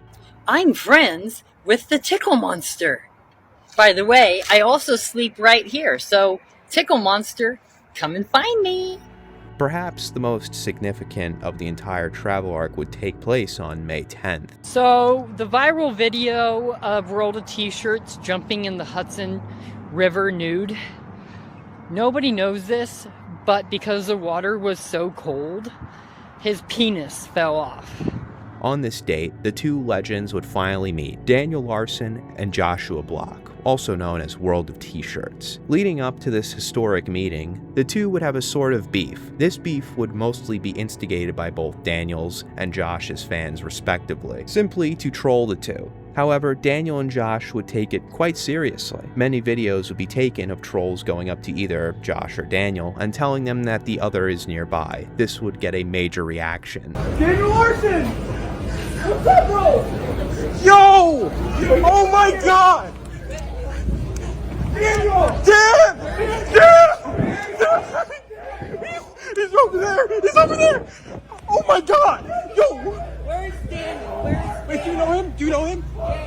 Oh, Daniel! The meetup would be facilitated by former hot dog salesman and at the time handler of Josh, Michael Quinn, who had met Daniel 2 days before the meeting. The two would finally be face to face and would make peace with each other, shaking hands and exchanging stories. The pair would also take this infamous video together.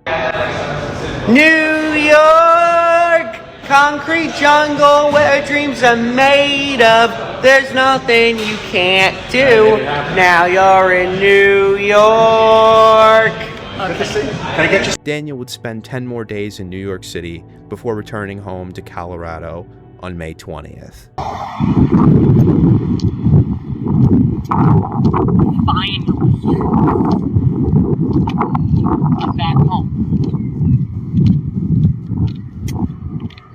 Things would not remain calm for long, however, as on May 25th, Daniel would be in yet another physical altercation. Fans would find Daniel inside an ice cream store and would then begin to film him and ask him questions that would irritate Daniel. An employee would then ask the man why he was filming, and he would respond by informing her of Daniel's pedophilic history.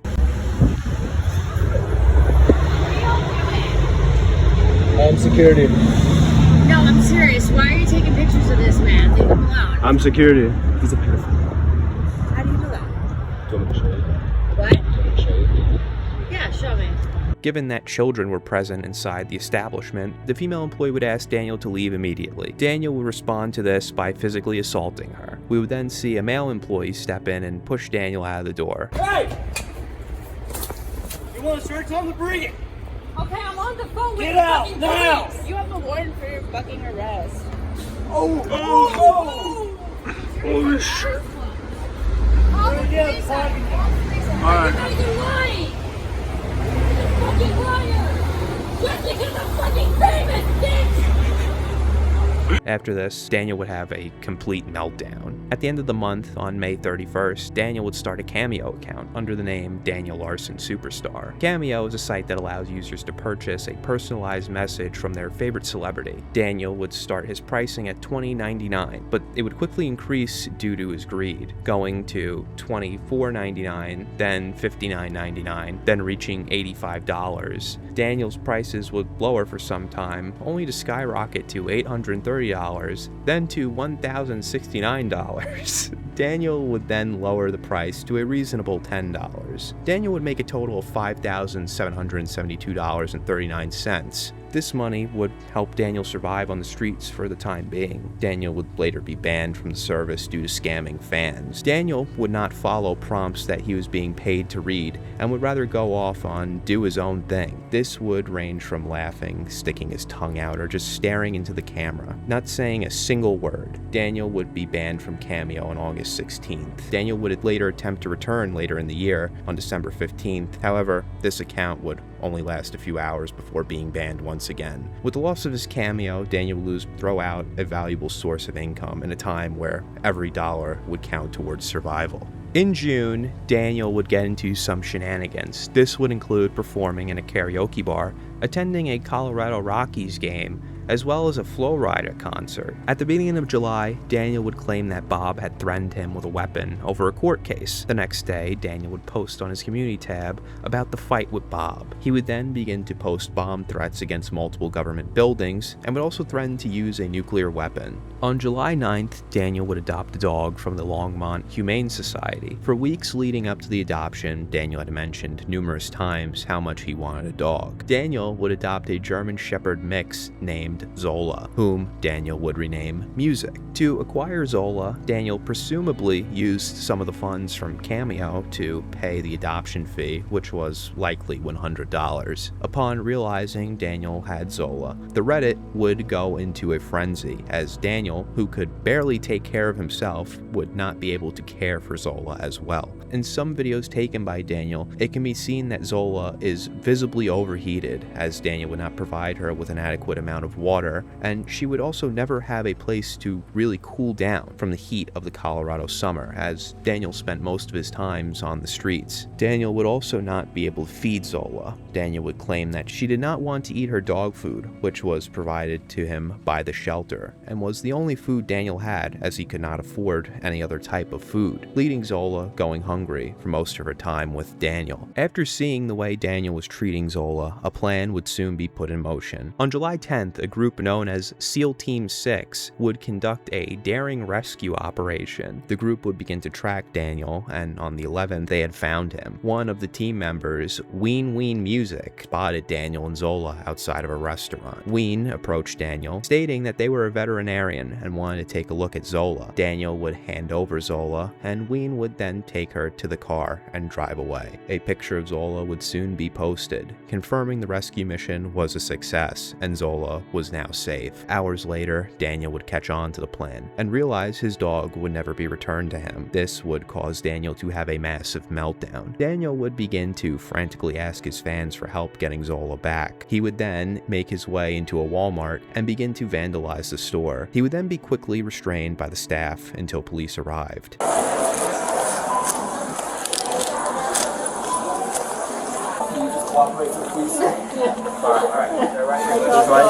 I got my dog now. Just relax for me, okay?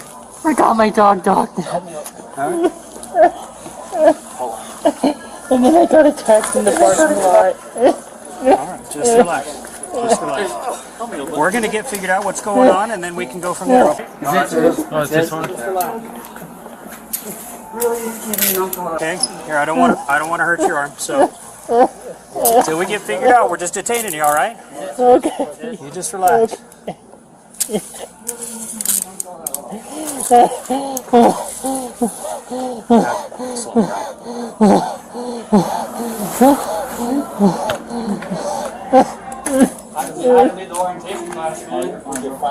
Three Tom 26. We've got him detained. Everything's calmed down.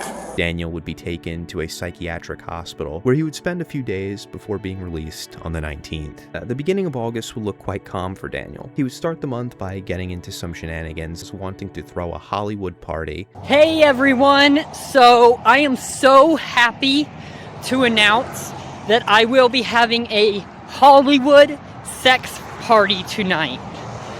And I'm going to tell you guys who will be invited. Darcy Lynn Farmer will be invited. Grace will be invited. Taylor Swift will be invited. Beyonce will be invited. Nicki Minaj is racist. She's not invited. Kanye West is a bitch. He's not invited. Jacob Sartorius is invited. Donald Trump is invited. I would love to have gay sex with him. And Joe Biden is not invited because he's too sleepy. He would probably sleep through the entire thing. Thank you, everyone, to who is invited. And I can't wait to see you all soon. Bye-bye now. Ain't no party like a Larson party. Later in the month, Daniel would be live streaming from a park, and he would begin to threaten the use of explosives on his audience. The next day, Daniel would threaten to bomb Bob's house. Daniel would then post a video punching himself in the head while having a meltdown. I'm going to kill you. I will make sure you get the fucking death penalty and you get your head blown off. Oh, you still want to call me? You still want to spam me? I will fucking you first. You put a gunpoint at me, I will fucking kill you. I will literally get the help of Biden to fucking kill people. Not at my location. And if you do put me at gunpoint, like I said, I've hidden bombs at this park. You will blow up. On August 29th, Daniel would have another major meltdown. This meltdown would start with Daniel being harassed by a fake Grace VanderWaal and a fake Jacob Sartorius. Daniel would then begin posting to his YouTube community tab, making multiple threats. Daniel would then attempt to dox the real Grace VanderWaal, thinking she was the one harassing him, and would also threaten to kill her and her mother. Daniel would upload a YouTube short calling Grace the N-word, and would then also threaten the White House. This message is to Grace. Grace is a fucking and a hater, and I will always hate her now because of what she did. And yes, I will the White House. I will fucking the White House. I will fucking every single police station in the entire US. And Grace told me to make this video. Train to Union Station departing in 1 minute. Daniel would then start a live stream titled Proof for the N-word Grace VanderWaal, I am hitting myself until I bleed, where he could be seen crying hysterically while hitting himself in the head.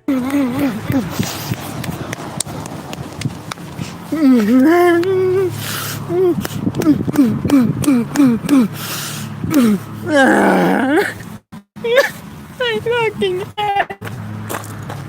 My fucking head. My fucking head. My fucking head.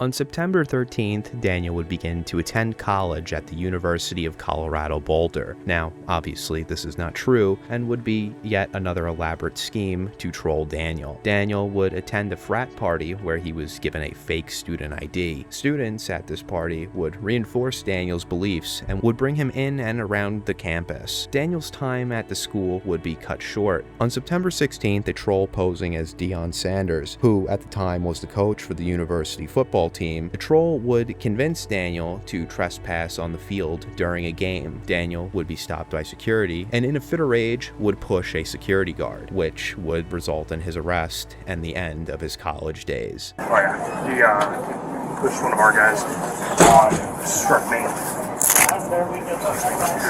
kicked the same guy that he shoved over there. Initially we were called over there for him getting verbally abusive with the staff at the gate over there, made contact with him repeatedly when we told him to. Yeah, I do. You want this with you or in your backpack? That can be thrown away. Okay. I'm just gonna put it in I here, was okay? just told that, like, because Deion Sanders is the one with the VIP pass, that's why I couldn't get in. And since he couldn't make it to the gate, I was basically Hey, Daniel, real quick, just for me, go ahead and pull both of your shoes off.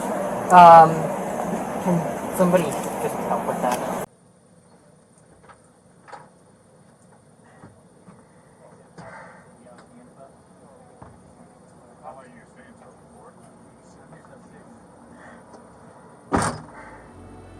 Soon after, Daniel would be let back out onto the streets yet again. The rest of September would see Daniel making more bomb threats, and again threatening to kill Bob. At the beginning of October, Daniel was arrested for failure to appear in court. Daniel would also claim to have multiple more cases that month. Daniel would also begin to apply to multiple job postings. However, all of his attempts at employment would fail. On October 23rd, Daniel would receive his iconic reverse mohawk. Two trolls would approach Daniel and offer him a haircut. After giving him this ridiculous haircut, the two would claim they need to return to their car to retrieve a blow dryer to finish cutting Daniel's hair. The trolls would then promptly leave Daniel looking absolutely deranged.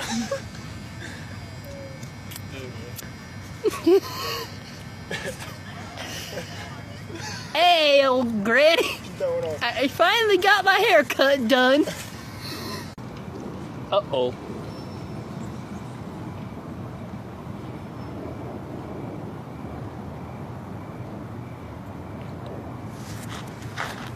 Where did they go?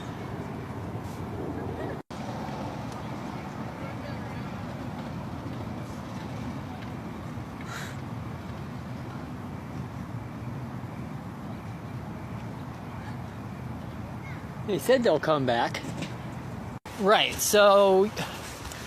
Okay, so your car got broken into by somebody. Yeah, that's correct. When you were going to get your... The blow dryer, yeah. The blow dryer, okay.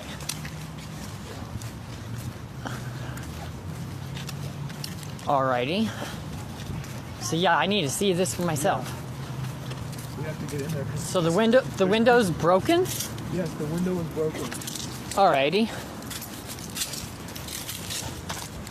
And it's his car, too.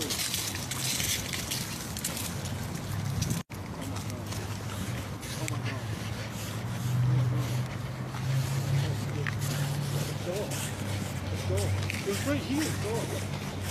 They took it. They took it.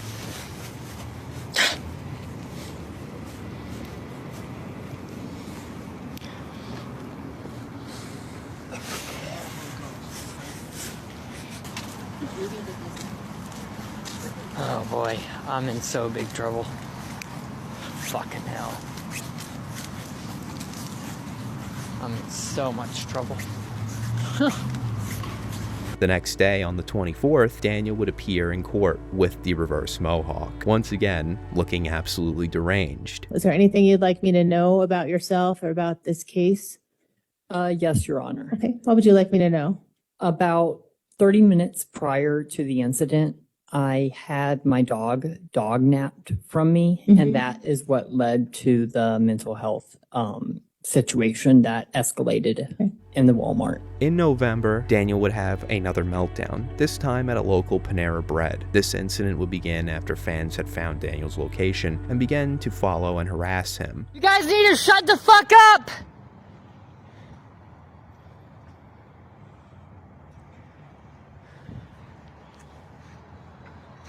Don't be talking like that!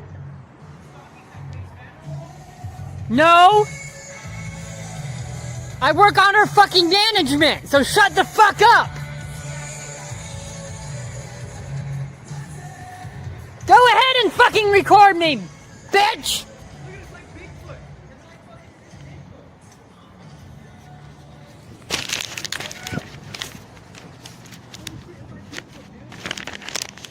I'm calling the police on you! I have you on camera!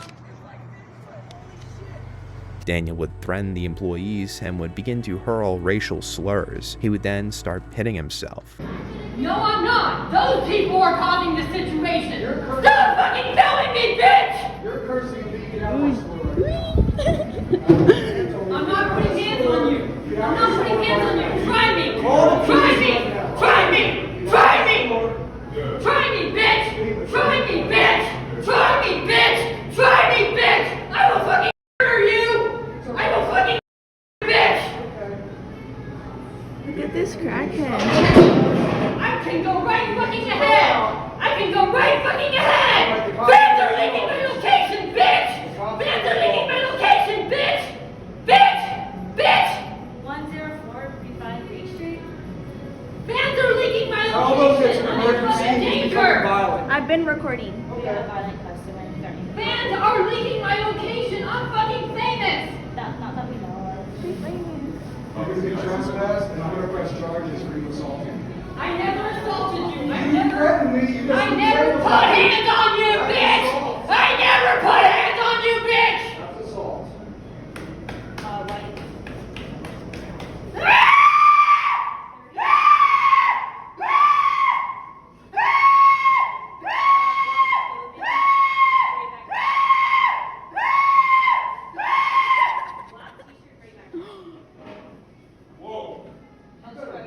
I never assaulted you! Step back right now. I never Step assaulted back right now. I never assaulted you! You bitch! do a table at I me. never assaulted you! You do a table Just at me. because those people are causing issues, you want to fucking blame me! Bro, you should have never took the phone. You're throwing chairs and tables at me. I never did anything! Fucking press charges on me! I never did anything! I got it all on video. Like ever since. Don't worry. Like I've seen the tape. No, I just figured out. They fucking bought my phone, and now they're doing some shit that can link up the phone that they can fall.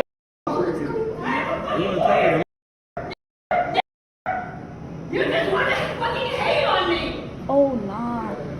Oh, I'm like. I know. Fucking hate on me, not fucking bleed! Why'd you just punch yourself in the This don't make sense to you. You have that fucking phone, fucking link it up so that everybody can follow him.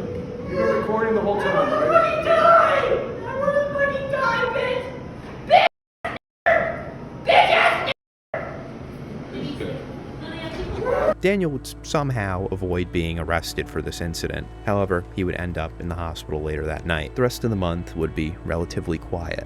Daniel would start his December by stating he would rob a bank and then end his life. On December 10th, Daniel would have yet another incident at a restaurant, this time being the Olive Garden. A troll would convince Daniel that the Vanderwall family wished to meet Daniel and discuss business over a nice dinner at the Olive Garden. Daniel would arrive at the restaurant, he would then be seated and would wait for the Vanderwalls to arrive. The trolls would then convince Daniel to start recording due to a security risk. I've been in here numerous of times, okay? I am dating another celebrity, okay? They have a management, they have a security team. They are already here, okay? So, they're already here. They're out in the parking lot. I have an FBI investigator. I work for the Secret Service. They're investigating as well. They're investigating my entire fan base to make sure that, like, I am safe and I don't get trolled anywhere I go. And they are outside being, and apparently they're being like straight up harassed by your employees. They are saying that it's out back, where your kitchen is.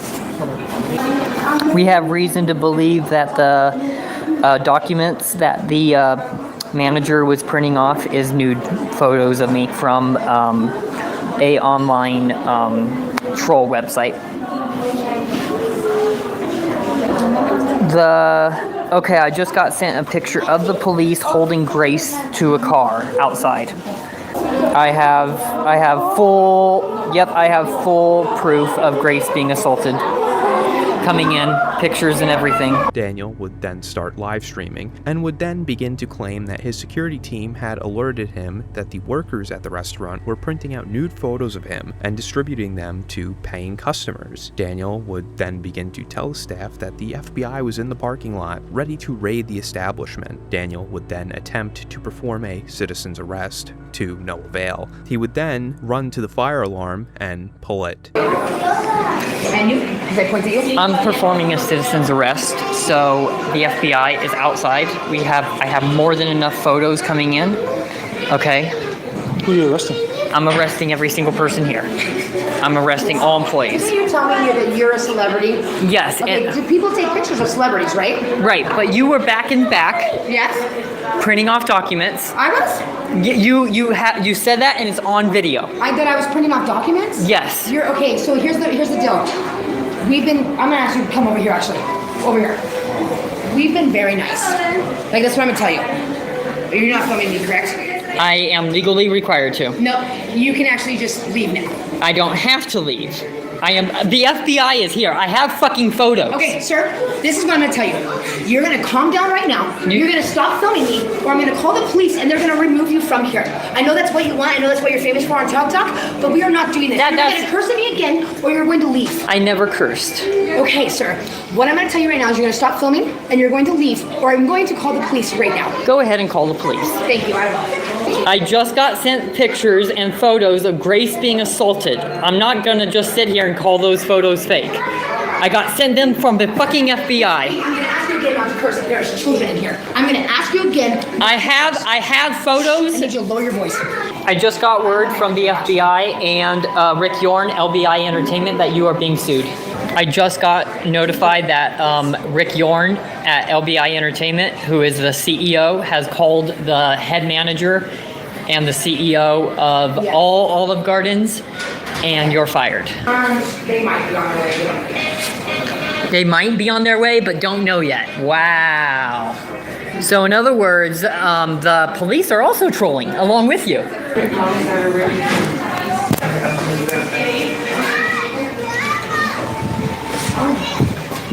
Yeah, I guess so. Hey, whoa, no sir!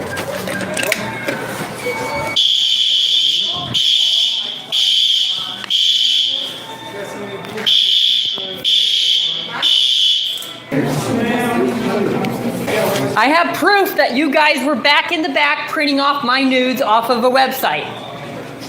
I have the Federal Bureau of Investigation in contact with me. I have an investigation going on. How are we doing? I'm waiting for the police to show up. Okay. What's going on tonight? I will not say until the police show up. I'm filing for a citizen's arrest. Okay. Do you need any medical attention? I don't. No? Nope. Hi. Daniel? Yes, I do. I have information that is extremely important with the managers here. My name is Daniel Larson. I'm a upcoming celebrity. I'm dating another singer-songwriter named Grace Vanderwall. I'm in contact with her management, LBI Entertainment, and the CEO of LBI Entertainment, Rick Yorn. Okay? I am also in contact with Grace Vanderwall's, because that's a celebrity I'm dating. I'm in contact with her security and her parents. Okay? Now, I have proof from her security, okay, which is based out of California, that the managers here I have a subreddit called the Daniel Larson subreddit, and the managers here who actually know me, I've been coming here for months, okay, were leaking my nude photos from one platform to the subreddit. And then I started getting notified from Grace Vanderwall's security. We were trying to get a reservation for tonight. and the managers here wouldn't let us book the reservation, and I was already getting my meal, everything. I was waiting for them to show up, if that makes sense. After this incident, Daniel would be given a court date of February 14th, 2024, which he would miss, resulting in another arrest. Later in the month, Daniel would also be trespassed from an IHOP after refusing to pay his bill. December would also see Daniel in the hospital after claiming to have heart issues because of Bob Proctor. Daniel would also claim that the FBI was looking into him, which, at the time, seemed like yet another one of Daniel's crazy stories. However, we will soon see the truth behind this statement. Soon, Daniel will have his biggest incident that brings upon him some of the heaviest consequences he's ever faced. However, January 2024 would start with Daniel getting a bottle of Mountain Dew thrown at him. Daniel, how are you? Good? I am charging for photos. Photos? Hey! Back away! You like that, Daniel? Back away!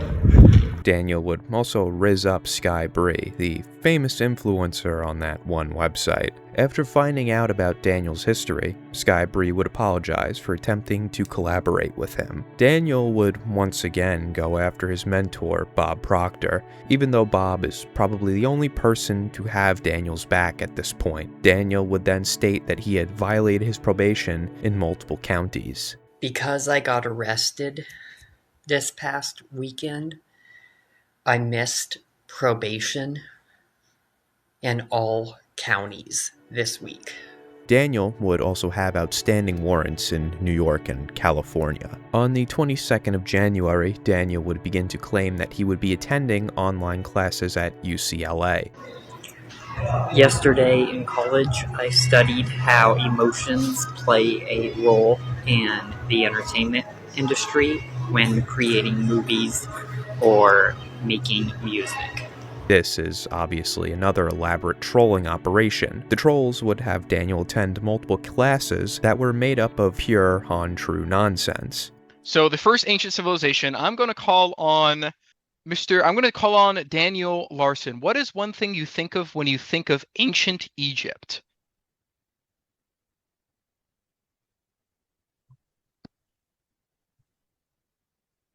Yeah, I can't hear him. Mr. Larson. Hear me? Oh, yes, Yeah. we can hear you now. Okay. I would say, when it comes to Egypt, the first thing that comes to mind would be, the Great Egyptian Pyramid. Perfect. That was the answer I was looking for. Thank you. On the 23rd, a warrant would be issued for Daniel's arrest, as he had once again failed to appear in court. 2 days later, on the 25th, Daniel would have fart spray poured on him while in the mall. Oh my god. I got fucking attacked. Oh my god. I'm being fucking followed. Which would trigger a meltdown. For like a video? No. Wait, just try it.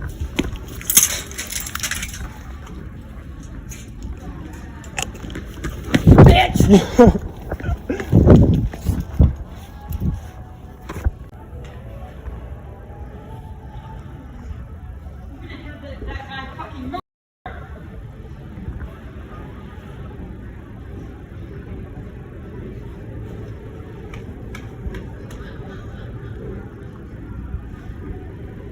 Dude's freaking out. Holy shit! Hey, someone get security. This guy's freaking out. So, hey, this guy's freaking out. Someone get security. He's knocking shit over. Whoa, whoa, whoa. Hey, back up. What the fuck are you talking about? You filmed it. I don't fucking care. You're going to jail. I know security here. That's great. Fucking murderer. What the fuck? I think this Bro, you better get someone. This guy was like freaking out on me. I was following him and he's like freaking out on me. On the 26th, Daniel would be kicked out of the Aurora Hospital after he was found sleeping in the lobby. In a fit of rage, he would start a live stream threatening to commit a mass casualty event at the hospital. You want me to wait outside for the bus for 45 minutes? You said it comes at 8:35. That's less than 10 minutes from now. It's delayed. Okay. Because of the snow. There is a spot that you can stand where you're not going to get snowed on, but you can't wait inside. You've been discharged and it's time to leave. It's like you've been harassing me. I've been asking you politely to leave because you've been discharged. I want the police to show up. He's on his way up here to escort you out. I want the police. I don't care. Trespass me from the fucking hospital. That's a violation. No, it's not. That's me enforcing the hospital's policy and the right to be safe. So I guess I won't go to any fucking hospital in the fucking state of Colorado. I guess I won't. I guess I will just leave Colorado because you can't trespass me from a hospital if I was a patient. I certainly can trespass you because you've been discharged. You've been medically cleared to go. Right. So I told you I was waiting for the fucking bus. But leave or go with me. Your choice. Why would I go with you? We're done, but because you're trespassing. I'm not trespassing at all. I was a patient. I'm not going to argue with you. You're trespassing. It's time to go now, or you're going to end up in the jail. Your choice. I don't understand because I was a patient. I got discharged. You've been discharged and you were sleeping. You were told to leave. I wasn't sleeping in the lobby at all. Because I was there, so it's time to go now. I wasn't sleeping in the lobby at all, Okay. and I told you I was waiting or for. I'm about to put you in handcuffs and take you to jail. You can't do that because you like literally So can't. you're under arrest for trespassing. No, I'm not. Were you ready to go? No, I'm not because I'm leaving. So get up but and I'm leave now. explaining to No, you. we're done explaining. Or you can explain it to the judge. I have a lawyer. Okay, good. You're gonna need him in about 30 seconds. So get up and go. Okay. What's your name? Sergeant Sanders, What's your badge number? Yeah. I'll give you a card. How about Because that? that's straight up harassment. Okay, cool. Trespass from the hospital. Do not come back in here today unless you have a medical emergency. Well, if I'm trespassed, I ain't never coming back ever. Fair enough. And I guess I'll leave the state of Colorado. Fair enough.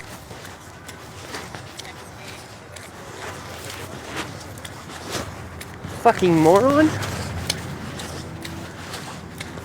Damn.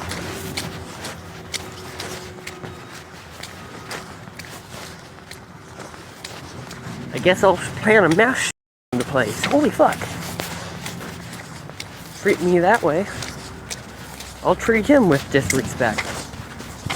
From now on, Daniel would have many more run-ins with the law. On February 3rd, Daniel would be arrested for being a fugitive of justice. Daniel would remain in jail for 4 weeks, being released on March 1st. Again, on March 19th, Daniel would be arrested for fugitive of justice after missing another court hearing, this time being released 3 days later. And again on April 2nd, Daniel would be arrested for fugitive of justice, this time just spending overnight in jail. On April 6th, Daniel would have the meltdown to end all meltdowns. The day would begin with Daniel being kicked out of a Buffalo Wild Wings after trolls convinced him that he had a job interview there. Daniel would start a live stream that would quickly be taken down by YouTube. At around 4 p.m., Daniel would start yet another live stream titled Bob, Help Me Now. During this fateful stream, Daniel would call Bob the N-word and would threaten to bomb his house. Daniel would continue to threaten to kill and bomb as his unhinged meltdown proceeded.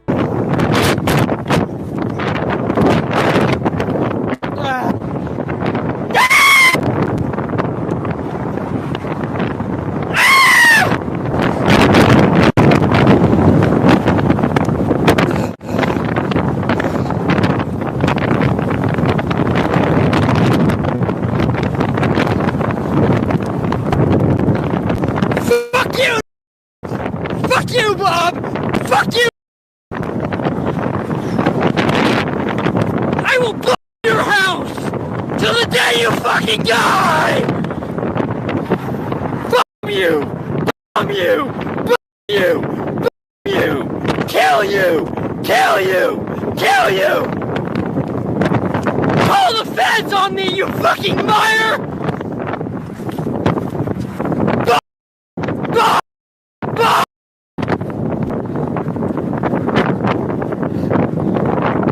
You! You! You! Kill! Kill! Kill! Kill! Kill!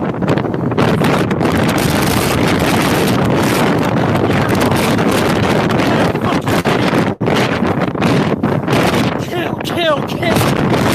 Kill! Kill! Kill! Murder! Kill! Kill! Kill! Kill! Kill! Kill! Kill! Kill! Kill! Fucking murder! Murder! This is a message to every fucking police in the world. Fucking kill, kill, kill. Kill. Murder. This is the message to the fucking feds. You fucking don't listen to me. I will fucking too. Murder. You. The fucking White House too.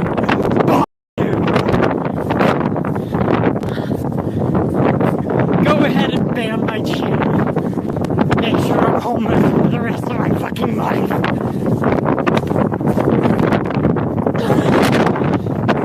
You did this to yourself, bitch! You did this all to your fucking self.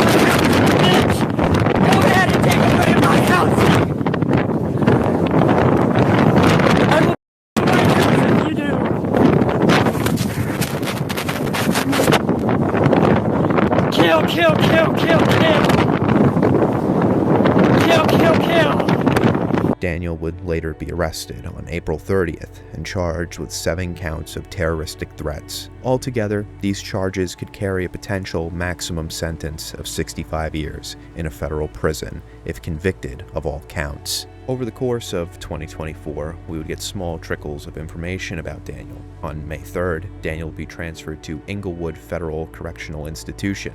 At this facility, Daniel would be evaluated. In July, Daniel would undergo an evaluation on the 10th, and on the 19th, doctors would find Daniel incompetent. He would then be institutionalized indefinitely.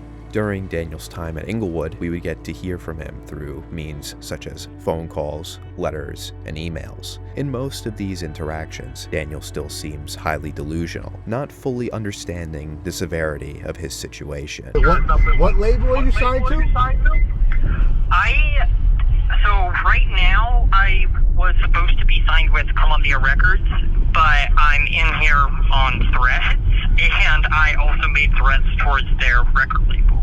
So they dropped you as a client? Yeah, because I never actually signed a contract. Grace was signing, I guess, the contract on my behalf because I asked her to, but I didn't know if it was actually done yet or not, because I was told by Grace I didn't need to sign a contract since I was dating her. It's automatic.